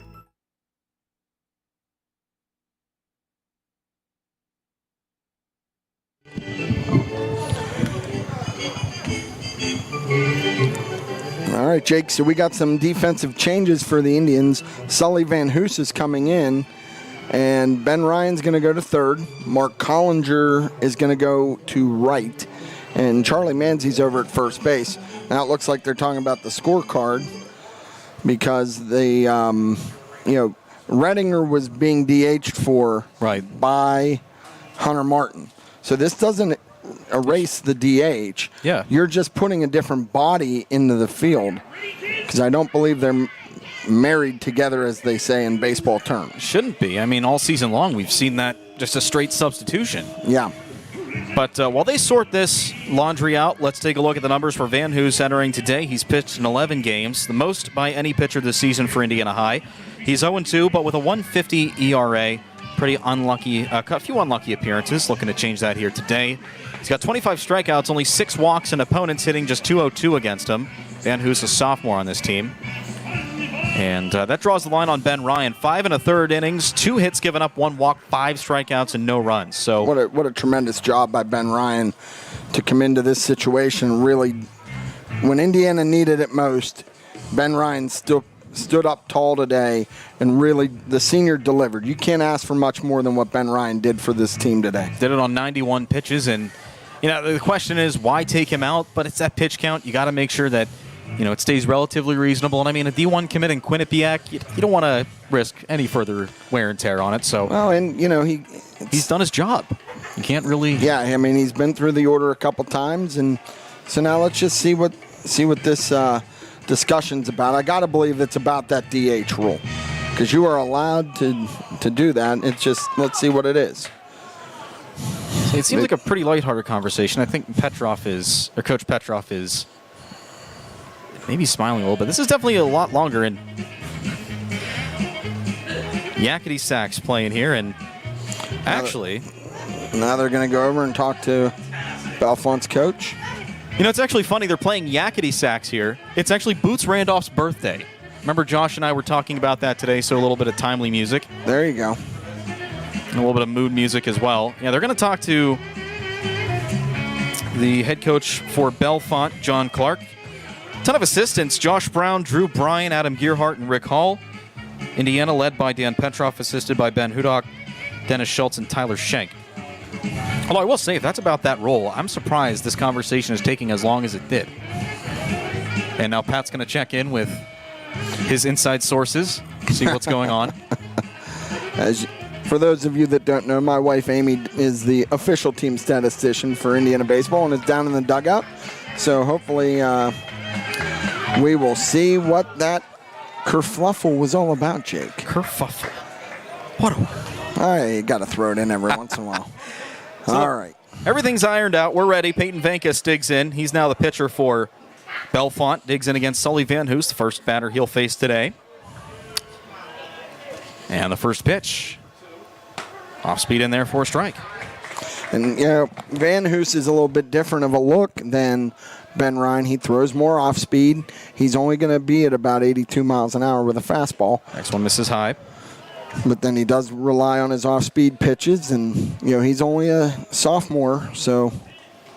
Good platform to build on. This is a good experience, too, pitching in the state tournament. Next one, misses low. Yep, and what you want here, though, when you come in, you got to throw strikes out of the bullpen. You're pitching with a lead. Your defense has played great. Let them field it. Next one. That one misses just a bit up. It's now 3-1.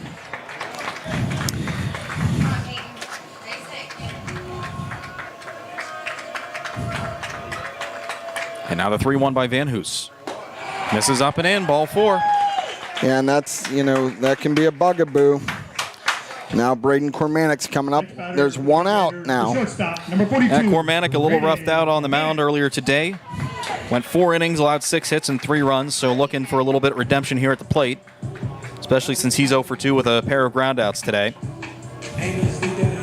He steps in with a runner on first. Tying run on deck with Levi Purnell. First pitch by Van Hoos. Misses out and skips away from Schenk, and the runner moves up to second. And if I'm Coach Dan Petrov, I gotta be very alert here.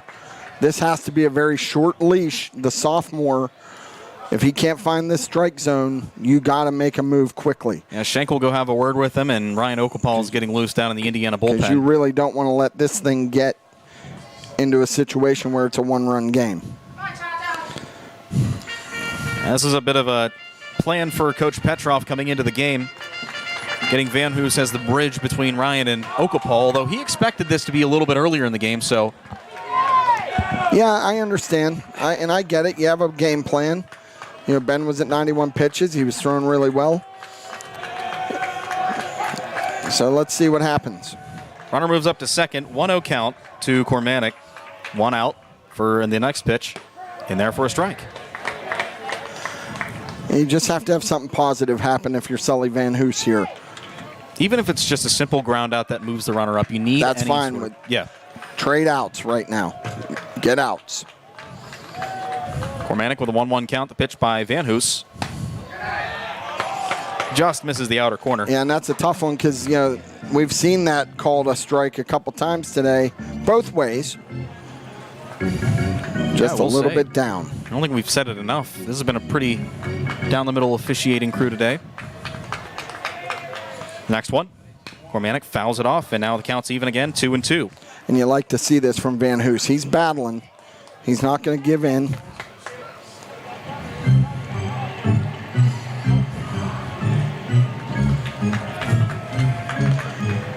Runner on second is Vankus. He reached on a 1-out walk. Cormanic with a 2-2 count facing Van Hoos, looks towards second. And the pitch. Curveball grounded foul to the left side. Yeah, Van Hoos just has to settle in a little bit. But you don't want to give the free passes. Those are, they almost always come back to bite you. Especially with Purnell up. Struck out back in the first inning, but hit a nice single back in the fourth. So he's seen the ball a little bit better now as the game has progressed. Van Hoos still with a 2-2 count. The pitch to Kermanek. Curveball. Misses just inside. Didn't break as soon as he wanted it to, so it's full 3-2. He's got to find a way here. Van Hoos has to find a way.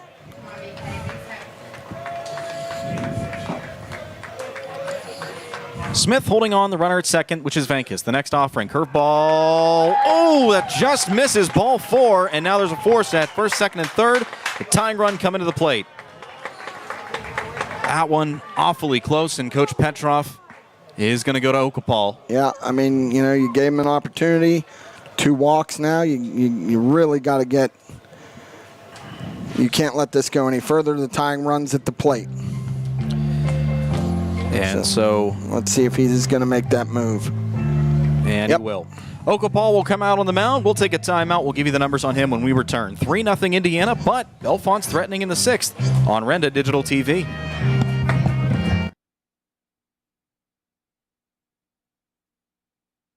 Penn Mechanical Group would like to wish the Indiana baseball team the best of luck in today's game. Penn Mechanical Group is a full-service contractor for the natural gas and oil field industry, and they're looking for talented, hardworking individuals for their team. If you're an equipment operator, rig hand, wireline operator, CDL Class A and B, triaxle drivers, they want to talk to you. PMG has local positions that need to be filled right now. Home base is right here in Indiana. Apply online at PennMechanicalGroup.com. Go Indians! SeaWorld says goodbye to high phone bills and hello to Boost Infinite. Lowest prices ever. Plans start at just $25 a month when you bring your own device. Plus, snag the latest phone every year for only $60 a month. Enjoy unlimited 5G data on all plans. And with $60 a month plans, stay connected to 3 of the biggest networks nationwide. Hurry, offer for qualified customers only. Don't miss out on the best deal in town. Call or visit SeaWorld Satellite today at 724-463-3200, extension 122. At IRMC, we have all of the necessary pieces in place to perform complex operations, including highly skilled and specially trained surgeons, their support team of experts, and advanced technology like the Da Vinci robotic surgical system. As a result, patients spend less time in the hospital, recover faster, and get treated close to home. So there's no reason to puzzle over where you should get your surgical care. The answer is right here at IRMC. So what sets S&T apart from other financial institutions is that they are visionary. Now, we understand that it is partially about the numbers, but they know it's not just about the numbers. It's about the management team, it's about the strategic and business plan, it's about how the team is going to execute on that. In short, S&T gets it. Quite honestly, we couldn't have done it without S&T.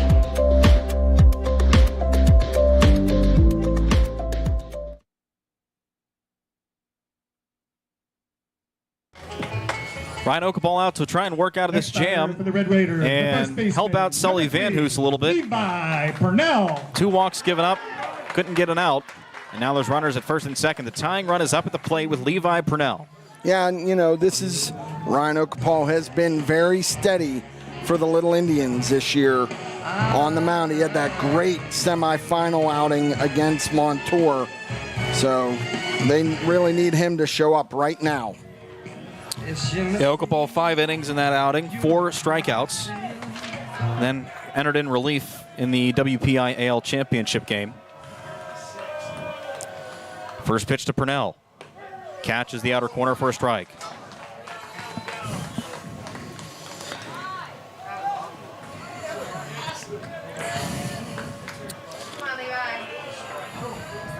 Yeah, the Bellefonte faithful are not happy with that call. Big gap on the left side of the infield as McGee holds him on at second. Next offering, fouled off of Shank's glove. It's a way to get ahead 0-2 now. Now he has a full arsenal of what he does. How many times have we seen him freeze guys with that chain curveball?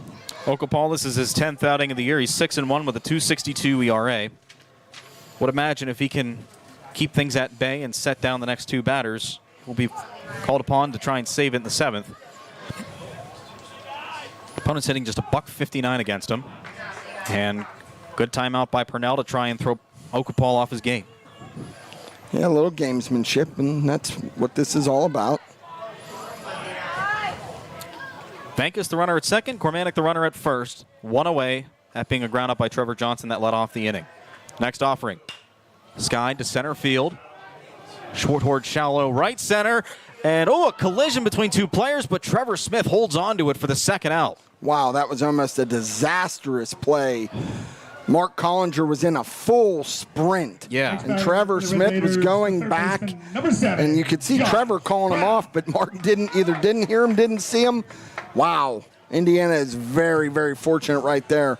And hopefully Trevor Smith, now he took harder hits on Friday nights as Indiana's quarterback, but. And you would know, you were there, witness it firsthand. And now Okapal and Shank will have a quick word as Josh Brown steps in with 2 away. Brown still representing the tying run. But now there's 2 outs. And so. Force at 3 of the bags. Bonnie Himes says go. Andrew McGee, Doug and Bonnie Himes, and Dave and Karen Fairman are watching from Punta Gorda, Florida. All right, good to hear from Bonnie. I've known Bonnie a long time. Great family. They're Andrew's aunt and uncle, Doug and Bonnie. Joe Yakuboski also says loving the broadcast, enjoyable delivery. Go Indiana from Joe and Arlene Yakuboski. Next one in there for a strike. Starts Brown out with an 0-1 count. Good to hear from Joe. Glad to hear all these folks are listening and interacting with us today. I want to check the analytics after this, see how many viewers were from Florida. Hey. You thought we'd have a pretty good viewership from PA, but it seems like Florida is our main state. That the World Wide Web makes it possible, Jake. Sticks Flicks tuning in from Sailor Park in Burrell Township. He's watching a Legion game in person while watching Indiana High Baseball on Renda Digital TV. There you go. Michael Dolan, he was a member of the team last year that lost to Bellefonte. Michael Dolan is Sticks Flicks? Yeah, he does photography for Slippery Rock University. In there for a strike, and now Okapal a chance to work out of the jam. He's ahead 1-2. He's kind of like their Cam, IUP. Cam Horning, yeah. Yes. Love Cam. Very nice guy. Does good great photographer. Work. I think he's working with a pro team right now. I forget who, though. Next one. Grounded to the left side of the infield. Ryan comes on, gloves it off, balance throw to first, and Okapal gets out of the jam. Great job by Ryan Okapal right there to do his job and get Indiana out of the mess. Well, Indiana's got more work to do. They lead at 3-0, but they look to add when we head to the final frame from Bellefonte. It's 3-0 Indiana on Renda Digital TV. Whether your goals include college education funding, retirement planning, generating income, or reducing taxes, at Crimson Wealth Management Group, we've got you covered. We make it easy for you to make the right decisions by offering you access to a comprehensive array of investment products and wealth management strategies under one roof. One stop for all your financial needs. Crimson Wealth Management Group is committed to helping you pursue your goals, whatever they may be. Stop in and speak with me, Doug Steve, today. You'll be glad you did. Securities and advisory services offered through LPL Financial, member FINRA SIPC. Hello, this is attorney Patrick Doherty. In sports, teamwork is important. That's why I'm pleased to announce the addition of attorney Amy Doherty to my team. Whether it's criminal law, divorce, child custody, child support, wills and estates, or buying and selling a home, our team is here for you. Visit us at 737 Water Street in downtown Indiana to discuss how our team can work for you. Good luck this season from the Law Office of Patrick Doherty. Indiana Total Therapy has been helping Indiana Indians athletes for years, and they wish the team the best of luck in the state playoffs.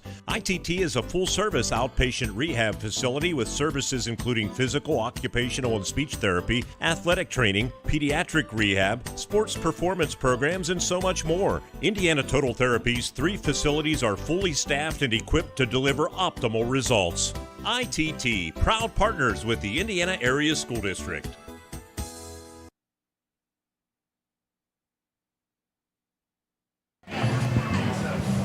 Frank Sinatra reigning over Bellefonte as we enter the 7th inning. Indiana up 3-0. Tim Birch to lead things off. And it'd be nice if he'd fly one to the moon right now, Jake. First pitch from Vankus. Well, he squared to bunt, then pulled back and takes a strike. Needs some divine intervention to send one to the moon on a bunt. But maybe he'll swing away here. Down 0-1, the pitch by Vankus. Missing a bit low. What that does, though, him showing that bunt, it brings that third baseman in. So now maybe he can slap one right into the left field line. The next one by Vankis. And he tried going the opposite way, but fouled it off. Now 1-2.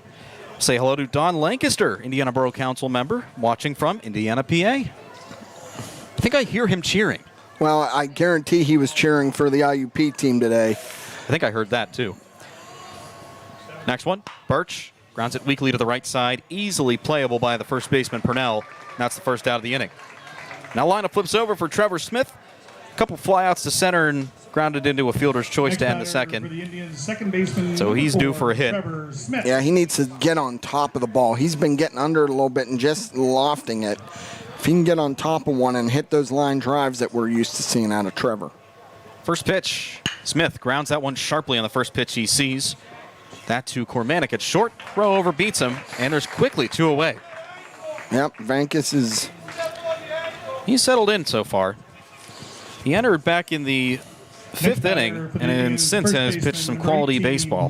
Now Mark Collinger digs in. Yeah, Vankis really has done a nice job of keeping Bellefonte right there at that 3-run deficit. I want to talk about a player that's due. That's Mark Collinger. He's 0 for 3 today. Hasn't seen the ball particularly well in the postseason, but that could change all here. First pitch, wave and a miss. Yeah, Mark's a strong kid. I mean, I know against Central Valley, he hit some ropes, in that first playoff game. So now he just got to settle down and just relax and stay within himself. Next one. Another wave and a miss on the exact same thing. It's 0-2. And if I'm Peyton Vankis, he's getting another one. Folks over at Play Ball Sports says go IHS from the IHS softball team and staff from our end-of-the-year team picnic, a group viewing session. Collinger grounds that sharply to the left side. Playable for the third baseman, Brown. He fires to first, and Collinger just out on the throw. He almost beat that. 3 up, 3 down go the Indians. They try to win it when we return to the bottom of the 7th. They're up 3-0 on Renda Digital TV. You never know when you'll need a good electrician, but when you do, there's one company in Indiana you can always trust to get the job done right. Sheasley Electric has served Indiana and the surrounding areas for more than 70 years. Sean Sheasley and his team of skilled electricians can handle any job, large or small. The next time you need an electrician, go with the name you can trust in Indiana County. Sheasley Electric. That's Sheasley Electric. PA license number 5950. Tom R. Harley Architects and the team at Upstreet Architects are very proud to be sponsors of today's state playoff matchup. Best of luck to all the student athletes competing. Tom R. Harley and Upstreet Architects are full-service firms providing architectural, planning, landscape architecture, interior design, and project management services from 2 studio locations, one in downtown Indiana and another in Johnstown, PA. You can find them online at upstreetarchitects.com and trharchitects.com. Play hard, play fair, give it your all. Indiana's premier fitness facility, Sobek Fitness, is excited to be a sponsor of Lil Indians Athletics and this exciting matchup. Sobek Fitness is Indiana's only open-floor gym. One step inside and you will realize this is no ordinary gym. Sobek has the largest selection of equipment to choose from, including plate-loaded machines and plate select machines. Whether you are a seasoned veteran or new to a gym, Sobek has the equipment for your needs. Call Sobek Fitness to join, 724-801-8170, or check them out online at sobekfitness.com.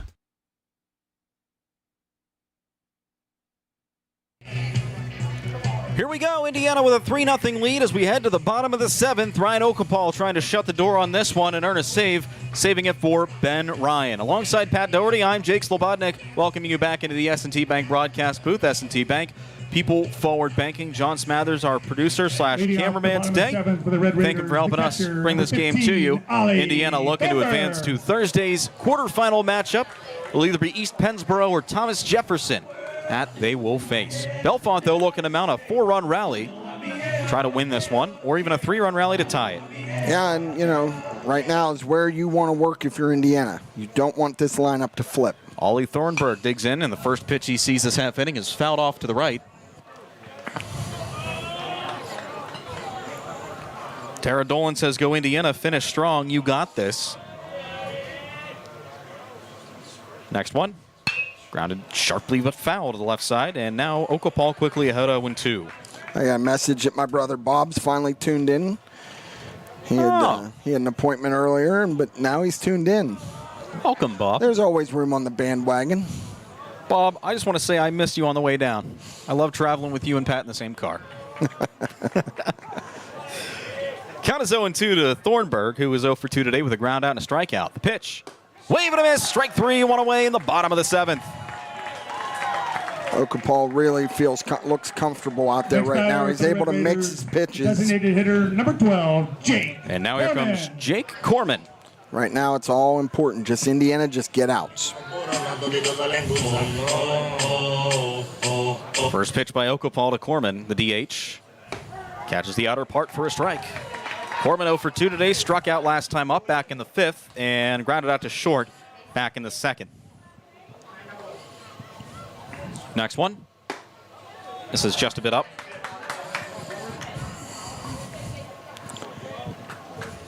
And if you're just tuning in, stick around. Indiana with a 3-0 lead, looking to shut the door and advance to the quarterfinal round. That one's fouled off into the chain link. I invite you to stay after the game. If Indiana holds on, we'll get some comments from Coach Dan Petroff and some of his players from today's game. And if you missed any of the action, you can watch the replay on Renda Digital TV or tune in tomorrow to Indiana in the Morning on WCCS. We'll have full recaps, sounds from this one. Got an update. East Pennsboro trailing Thomas Jefferson 2-1 late in that game. They're playing in Cumberland County. Next one missing outside. We know all about that trip, Jake, having made it last year. And oh, my. Yeah. But we got work to do right here now. Yeah, next round will be at a neutral site and a place to be determined. The 2-2. Trying to bite the corner, nothing there, and it's now 3-2. You don't want to lose this. You don't want to give in here. Go right at him if you're Ryan Okapal. It's 1 run. The next one by Okapal. Wave and a miss, strike 3, back-to-back Ks, and now Indiana's 1 out away from advancing in the state tournament. Yeah, really nice job of Ryan Okapal mixing up pitches. Number 6, and Ryan Fraley. Indiana's 1 out away here now. And always, what's the hardest out in baseball to get, Jake? The final out. The final out. Schenk will have a quick conversation with Okapal. Normally roles are reversed. Okapal's the one that starts, and Ben Ryan is the one who finishes it. Ryan, though, went 5 1/3 solid outings. He's in line for the win. Okapal in line for the save. The first pitch to Ryan Fraley in there for a strike. He's really done a good job, Ryan has, since he's come in of filling the strike zone. The next one. Line to the left, and we are continuing. 2-out single in the bottom of the 7th. And here comes Ethan Tomasacci. For the Red Raiders, the right fielder, number 5. And that's Ethan okay. Tomasacci. There's nothing wrong there. You got to go right after Tomasacci now. Hey, they put the ball in play. It was a good pitch. Now let's get Tomasacci and get this game put away. Fraley with a 2-out single takes his lead at first. Okapal comes set from the stretch. The first pitch misses up. Yeah, and if you're Okapal, you got to retire Tomasacci here because you got Trevor Johnson on deck, who is 1 for 2, a double, a walk, and a ground out. And those outs from Johnson don't come very often. The next one. Tomasacci flies that to the left side, trailing into foul territory, and it'll get out of play. It's out of play over onto the soccer field. Counts 1-1.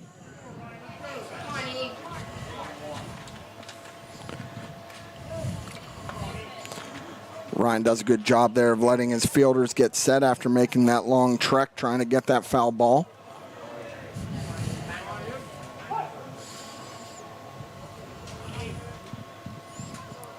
Counts 1-1 to Tomasacci. The pitch. Grounded to short. McGee to the knees. Flip onto the bag at second. He's out. Indiana's moving on to the quarterfinals for the 2nd straight year. They shut out Bellefonte 3-0 on the road. And got redemption from last year. This is the defending 4A PIAA champions, and Indiana shut them out at their place. What a tremendous job by Indiana. Don't go anywhere. Our post-game show is next. We'll get some comments from Coach Dan Petroff and a few of his players as we continue on an IRMC High School Baseball Sports Afternoon. Indiana advances in the state tournament after a 3-0 shutout win at Bellefonte on Renda Digital TV. We're the lifeblood of the community. It's so much more than just a job. So good patient care is providing top quality care, but also in a timely fashion. They don't need to go to Pittsburgh for that. They can stay right here in their backyard. So when a patient walks into your office, you receive them as your family member. A patient leaves my office feeling heard. And the focus truly is on what will get us our best patient outcome. If you're thinking about adding a pet to your family, consider adopting, not shopping.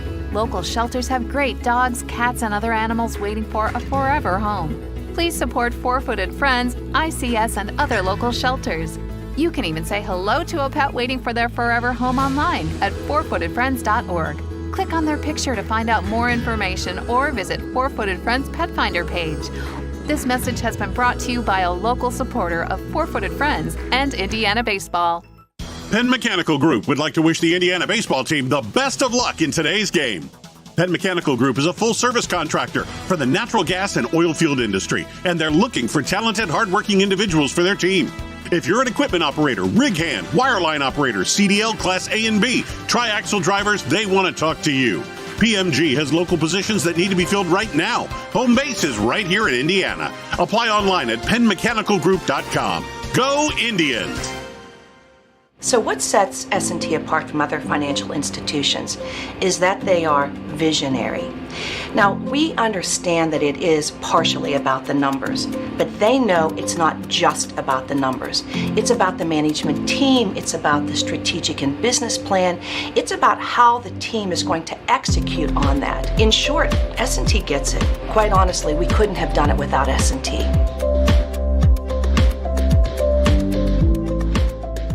SeaWorld says goodbye to high phone bills and hello to Boost Infinite. Lowest prices ever. Plans start at just $25 a month when you bring your own device. Plus, snag the latest phone every year for only $60 a month. Enjoy unlimited 5G data on all plans. And with $60 a month plans, stay connected to 3 of the biggest networks nationwide. Hurry, offer for qualified customers only. Don't miss out on the best deal in town. Call or visit SeaWorld Satellite today at 724-463-3200, extension 122. At IRMC, we have all of the necessary pieces in place to perform complex operations, including highly skilled and specially trained surgeons, their support team of experts, and advanced technology like the Da Vinci robotic surgical system. As a result, patients spend less time in the hospital, recover faster, and get treated close to home. So there's no reason to puzzle over where you should get your surgical care. The answer is right here at IRMC.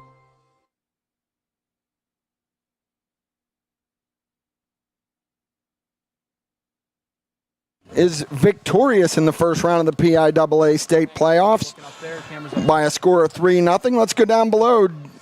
Jake, he has Charlie Manzi. In front of the visitors' dugout with Charlie Manzi, one of the many heroes of today's game. You guys are moving on to the next round of the state tournament. What's that like? That's great.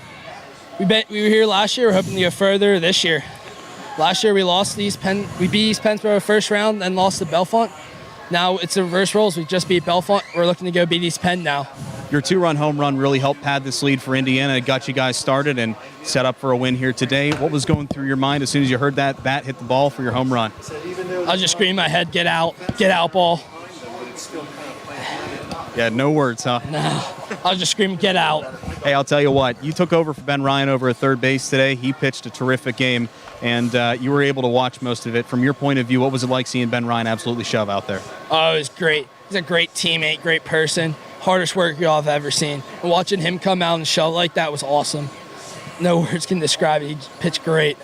I heard after the game a couple of your teammates, and I believe even you specifically, saying, what did we expect? And this seemed to be exactly what you expected, maybe a little bit more. Take me through what you guys did to mentally prep for today. I mean, starting at the beginning of this year, we knew we had something special with this team, and now we're able to show it. We battled through WPIAL. That loss really hit us hard. We realized let's bounce back even harder now, and this game was all about bouncing back. That's exactly what we did. Everything was just working. You have a couple of days before the next round. What's your mindset going to be heading into Thursday's matchup? Refresh, a great team win, but we got to reset, prepare for East Pennsboro, and get ready for that game. Hey, Charlie, congratulations on the win. We'll see you Thursday. Thank you so much. That's Charlie Manzi, one of the heroes. You want to step out, and we'll bring Andrew McGee over here. Andrew, we talked a couple of weeks ago after the semifinal game against Montour, and today, I mean, you just had a terrific game defensively and a couple of hits as well. It seemed like you were playing with a very calm mentality out there. Take me through what was going through your mind out on the field. I just put all my faith in my pitchers, man, and they did a great job, and they gave me the opportunities to make the plays. So, I mean, that's all you can ask for, and yeah. You made a couple of slick plays over there at shortstop that kind of helped keep Bellefonte in check, kept them off the base paths, and most importantly off the scoreboard. Did you just have to kick it into extra gear, or what was the key to making those awesome plays? I don't know. I just, you practice hard, and, that's what you do in the game. You practice hard, and then it translates right to the game. You can't take off easy in practice, and, I mean, high pressure situations like this, that's what it's for. We all know that the WPIAL championship sort of soured the team a little bit, got them a little bit, got them angry. It wasn't the result you wanted, but how did you guys turn that into motivation coming into today? It made us hungry. We want to win it all now. I mean, the WPIAL, it's past us now. We want to win the whole state. That's our whole mentality now. Take me through the preparation coming into today, because it seems like you guys were able to check off all the boxes you saw when you were scouting Bellefonte coming in today. You were able to jump on their pitchers and keep their hitters off the base paths. What was the biggest key in limiting them today? I mean, yeah, they had two great pitchers. I mean, but it's nothing more than we've seen the whole year. I mean, we just, did our thing in practice and worked really hard, and, yeah, it translated right to the game, so... Yeah, a couple of days until you play again. What's the key focus what's the key mindset going to be over these next couple of days? Honestly, just going hard at practice, staying calm, and just focusing on our next opponent. Yeah, whoever that may be. Hey, Andrew, congratulations on a fantastic game. Best of luck Thursday. Thank you, sir. That's Andrew McGee. Let me free up my hand here, and let me see if I can bring somebody else over. Hey, Ben. Bring over Ben Ryan, the winning pitcher of today's game. Ben, I'll tell you what. Normally we're used to seeing you come in and close out the games, but today you took the Jared Jones mentality. That is just absolutely shoved. What were you thinking out there on the mound throughout the game? My approach to it was just same thing every single inning, just as I would coming in later in the game. And I'll tell you what, Charlie and Andrew and Ethan were able to get you some run support early on in the game. Did that sort of help keep you in focus throughout the game? Yeah, it definitely took some weight off my shoulders too. And Andrew had an awesome game at shortstop. It felt like there was a wall behind me. So Andrew did his job today, had a phenomenal game, and congrats to him. I was going to say, early on in the game, he made 4 really terrific plays over there at shortstop, ones that I know I couldn't have even done, even if I was next coming at Derek Jeter. But, it's got to feel good having that sort of defensive support behind you. Yeah, it really does. These guys never let me down. They work their tails off. They do everything they can to get better and play their heart out, no matter what the circumstances, no matter what's happening in the game. It's always the same thing, different inning, pitch by pitch, and that's what stands out with them. And I'll tell you what, I hate to throw it back to Wednesday's WPIAL championship game, but it really seems you guys turned that loss into motivation. How were you guys able to turn that into a motivating factor? It really stung. That really hurt. That was a tough loss, so we took it. We just took it and we just let it soak in these past 2 days, and that put a lot of motivation on our shoulders because we don't want to be done. We want to keep playing our baseball together. 2 straight years you guys are going to the PIAA quarterfinals. Before those 2 years, you have to flash it back 23 years until the last time Indiana made it this far in the tournament, let alone ever. I mean, this is a pretty special group of players, is it not? Yeah, it is. I mean, all our guys were driven by faith. The team chemistry within this team is just amazing, and God's blessing us with a great season so far. All continues Thursday, and best of luck against either East Pennsboro or Thomas Jefferson, and keep the ball rolling. All right, Ben? Sounds good. Thank you. It's Ben Ryan of the Indiana High baseball team. Going to try to flag down Coach Petrov, and he's over there, so we're going to get him here in just a second. So, Pat, if you can just hang tight for just a second. Yeah, we're right here, Coach Petrov will make his way over there, greeted by some of the fans after their 3-0 shutout win over Bellefonte. And Coach Petrov's got to get a drink. Got to cleanse the palate a little bit. But, hey, I'll tell you what, Coach. I mean, we're going to look up there. The camera's up that way. But, I mean, what can you say other than the team did everything you asked for coming into today and then some. What are your thoughts after this shutout win on the road? Yeah, we owed them one from last year, so we were ready to go. I mean, Ben Ryan came out and threw, just great. Like, we didn't expect. We were hoping to get 2 out of him, maybe 3, and he pitched as well as you can, and Ryan Oakpole came in and shut the door. Ryan was pumped up, so he was good to go.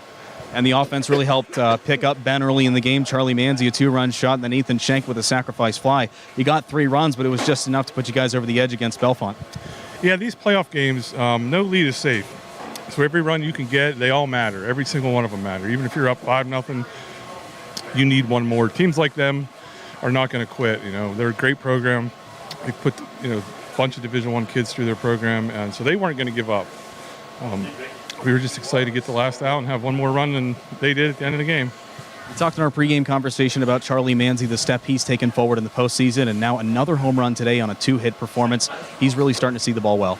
Yeah, Charlie's taking advantage of an opportunity he was given, and he's just riding it out, and he's seeing it as well as anybody right now. How about Andrew over at shortstop? Early in the game, he made some terrific plays to help keep Bellefonte off the base paths. I mean, you just got to be proud of that. Oh, man. This is like the second in the playoffs, the second day that we could call the Andrew McGee day.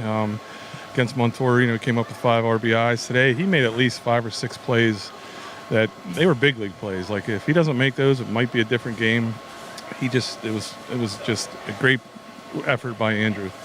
I told Ben this is the second straight year that Indiana is making it to the quarterfinal round. Before that, as I mentioned in our pregame conversation, you have to flash back 23 years before Indiana got back this far. How special is this group of players that you're coaching this year? Oh, they're great kids. That's why I want to win it so bad for them.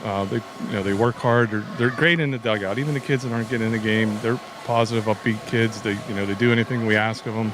So it's just a great group that we have here.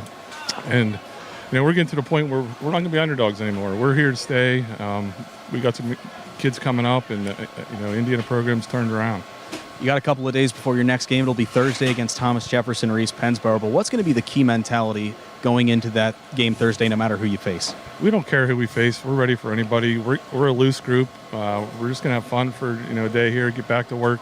Maybe a late hitting day tomorrow, good practice Wednesday, and wherever they tell us to go and whoever we're playing, we're going to be there. Well, it's going to be a very enjoyable bus ride home. Hey, Coach, congratulations on the win. We'll see you Thursday. Yeah, these bus rides are definitely better riding home when we win. They get a little loud, but they're definitely better. I'll tell you what, a car ride home with Pat's more enjoyable whenever you guys win. So thanks for that, and best of luck on Thursday. Thank you very much. Thank you guys for broadcasting. Anytime. That's Coach Dan Petroff of the Indiana High baseball team. A 3-0 shutout win over Bellefonte. We'll take a timeout. We'll be back with more of our post-game show next on an IRMC High School Baseball Afternoon on Renda Digital TV.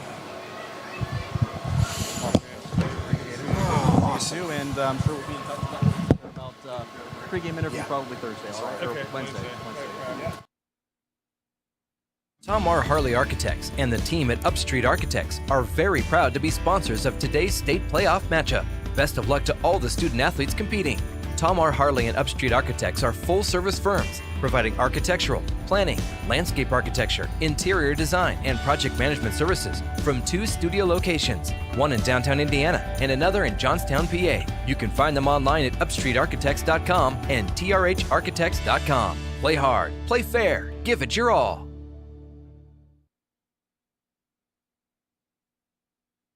You good?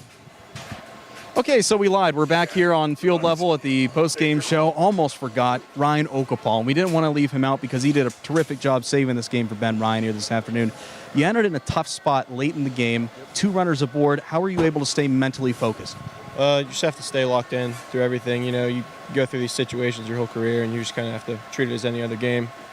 Get rid of the pressure and just do what you do. Was it different in terms of preparation? Normally we see you out of the gates in the start, but today you came out of the bullpen and shut the door on it. Was there any difference in your prep, or did it just feel like a normal day at the office? I mean, just felt pretty normal to me. Obviously, it was a little different because, I can't get my whole pregame routine, but I tried to do the best I could.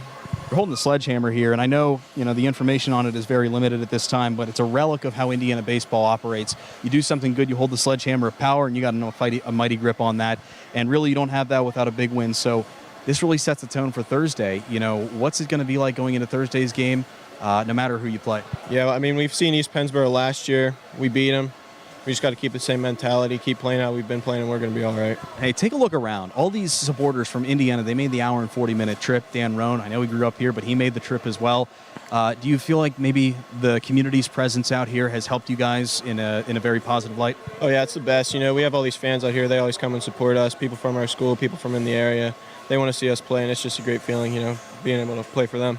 Hey, Ryan, thanks for the time. Congratulations on the save. Take care of that sledgehammer, all right? We'll see you Thursday. Thank you so much, sir. That's Ryan Alcapol. Call me sir. I love it. So, Indiana, now we'll take a timeout. 3-0 the final score. More of our postgame next on Renda Digital TV.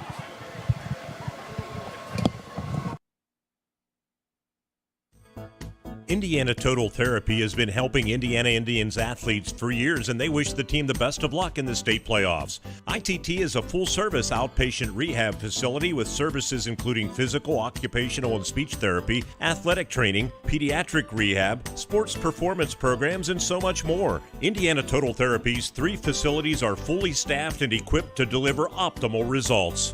ITT, proud partners with the Indiana Area School District. Hello, this is attorney Patrick Doherty. In sports, teamwork is important. That's why I'm pleased to announce the addition of attorney Amy Doherty to my team. Whether it's criminal law, divorce, child custody, child support, wills and estates, or buying and selling a home, our team is here for you.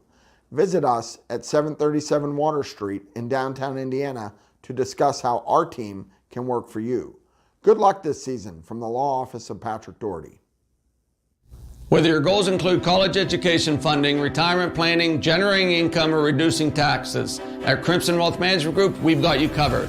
We make it easy for you to make the right decisions by offering you access to a comprehensive array of investment products and wealth management strategies under one roof. One stop for all your financial needs. Crimson Wealth Management Group is committed to helping you pursue your goals, whatever they may be. Stop in and speak with me, Doug Steve, today. You'll be glad you did. Securities and advisory services offered through LPL Financial, member FINRA SIPC.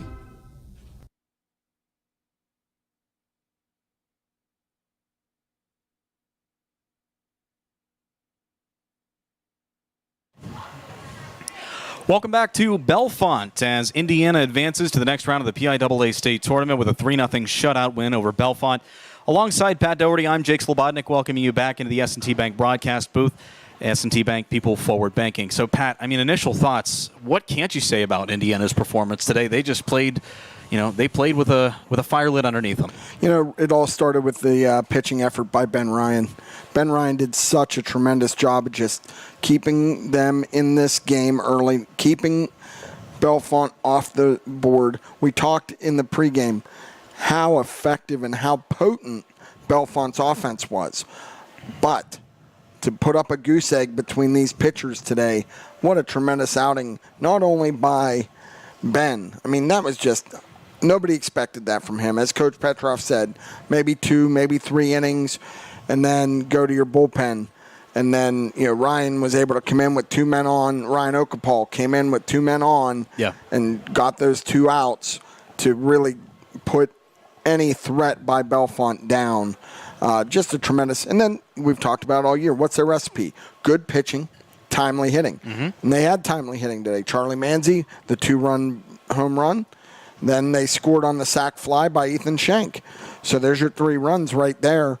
You hate to say it, but Bellefonte's pitchers, they did their job today. Yeah. They just couldn't get anything going offensively against Indiana. And, PIAA playoffs are a crazy thing, Jake. You never know what's going to happen. I just looking at the scores, Erie Cathedral Prep, one of the best teams in 4A, they got beat by Montour today. So, now we'll just have to see what happens. We're still trying to get a verification on that. I know Indiana kept saying East Pennsboro, but I've not seen that score posted on the PIAA website. So we'll just have to wait and see. Indiana will go wherever and play where anybody right now. And the nice thing is, they've got Greg Minnick sitting, waiting to pitch in the second round. Mm-hmm. And Ryan Okapal will still have pitches available to come back on Thursday in relief. So Indiana's sitting they got to feel pretty good about where they're sitting right now. Yeah, I'd say so. And, I mean, this is a good confidence booster. Obviously, it's always good whenever you can beat a team, especially one like Bellefonte, with only 2 losses on the year. And Defending state champions. And here's another thing. Team as an average was hitting nearly 400. Yeah. That's pretty insane. And they held their top hitter, Johnson, who came into the game batting over 600 to, well, that's the wrong game. He had 1 hit. He had the double early. A walk and then a ground out. Yeah. I think the biggest accomplishment is getting him to ground out. That's a hard feat to do in of itself. So Indiana's got to feel pretty good about how they played today. Now, you don't want to get complacent. There's still a long journey ahead, but this is a good platform to build on, and I think Indiana can do that. You want to just keep building. Yeah. Get better each game. They have the opportunity. The pieces are there. The opportunity is there. Now it's time to execute. Yeah. And if they can, win this game, then on to the next one, and 1 game at a time. And who knows, maybe they end up at State College, Medlar Field. Maybe. If they do, I will buy you Creamery ice cream. Okay. Well, hey, we have it on tape. Now we have some proof. We'll take a timeout. We'll continue with our final piece of our post-game show. We'll give you the final numbers and final thoughts from Bellefonte. Indiana 3-0. They move on to the quarterfinal round for a 2nd straight year. Final comments next on Renda Digital TV.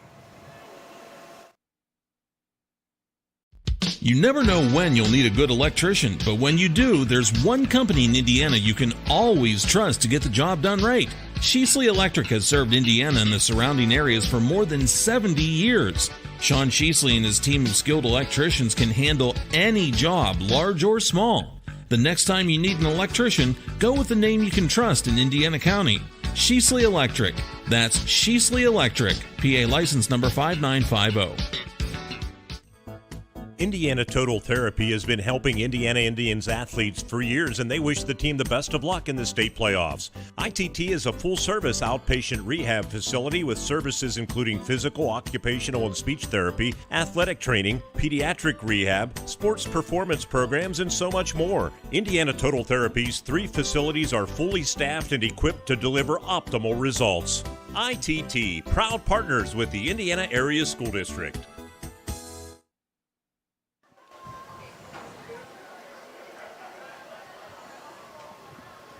Back with you for a final wrap from Bellefonte High School, Indiana. They come up victorious today, 3-0 in the opening round of the PIAA 4A playoffs, taking down the Raiders 3-0. Pat Doherty, he's Pat, I'm Jake, and welcome back into the S&T Bank broadcast booth for our final thoughts and final look at the numbers. Let's start with the numbers. Leading Indiana's hitting attack today was Charlie Manzi. He was 2 for 3, alongside Caden Homer, who was 2 for 3. Manzi, though, a 2-run home run and a single. Homer to a pair of singles and a stolen base today. Ethan Schenk was 1 for 2 with a hit and an RBI, driven in on a sacrifice fly. The winning pitcher for today, Ben Ryan, 5 1/3 innings, 2 hits allowed, 1 walk, 5 strikeouts, and no runs allowed. Sully Van Hoos came in relief to bridge the gap, allowed 2 walks, was relieved by Ryan Okapal, who earned the save by pitching the final inning and 2/3. Losing pitcher today, Braden Cormanic, pitched 4 innings, but gave up all 3 runs to Indiana in those 4 innings, along with 6 hits. So that's the tail of the tape, Pat. Jake, what a great day. It's almost like Indiana, Pennsylvania is the capital of the baseball world. IUP got the win in the College World Series today. Indiana comes up to Bellefonte and knocks off the defending state champs. I'll tell you. Does it get any better than that, Jake? I don't think it does. So both Indiana teams won. It's a beautiful day, and we just had ourselves a really good broadcast. So thank you. I want to thank John Smathers, our producer and cameraman today, making the drive down here. He did an excellent job. I want to thank all of our wonderful sponsors this afternoon. I want to thank our co-presenting sponsors, Thomas Harley Architects and Mark Arbuckle Nissan, both along Philadelphia Street in downtown Indiana. Get out and visit them when you have a chance, and thank them for helping us bring this game to you on Renda Digital TV. For all of us, my name is Jake Slobodnik, repeating the final score from Bellefonte High School. Indiana 3, the Raiders of Bellefonte 0. Indiana will move on to face either East Pennsboro or Thomas Jefferson in the quarterfinal round Thursday night. We'll have broadcast information for you on all 4 of our Renda Media Facebook pages and websites. But for now, a very pleasant good evening to you, and we'll see you next time here on Renda Digital TV.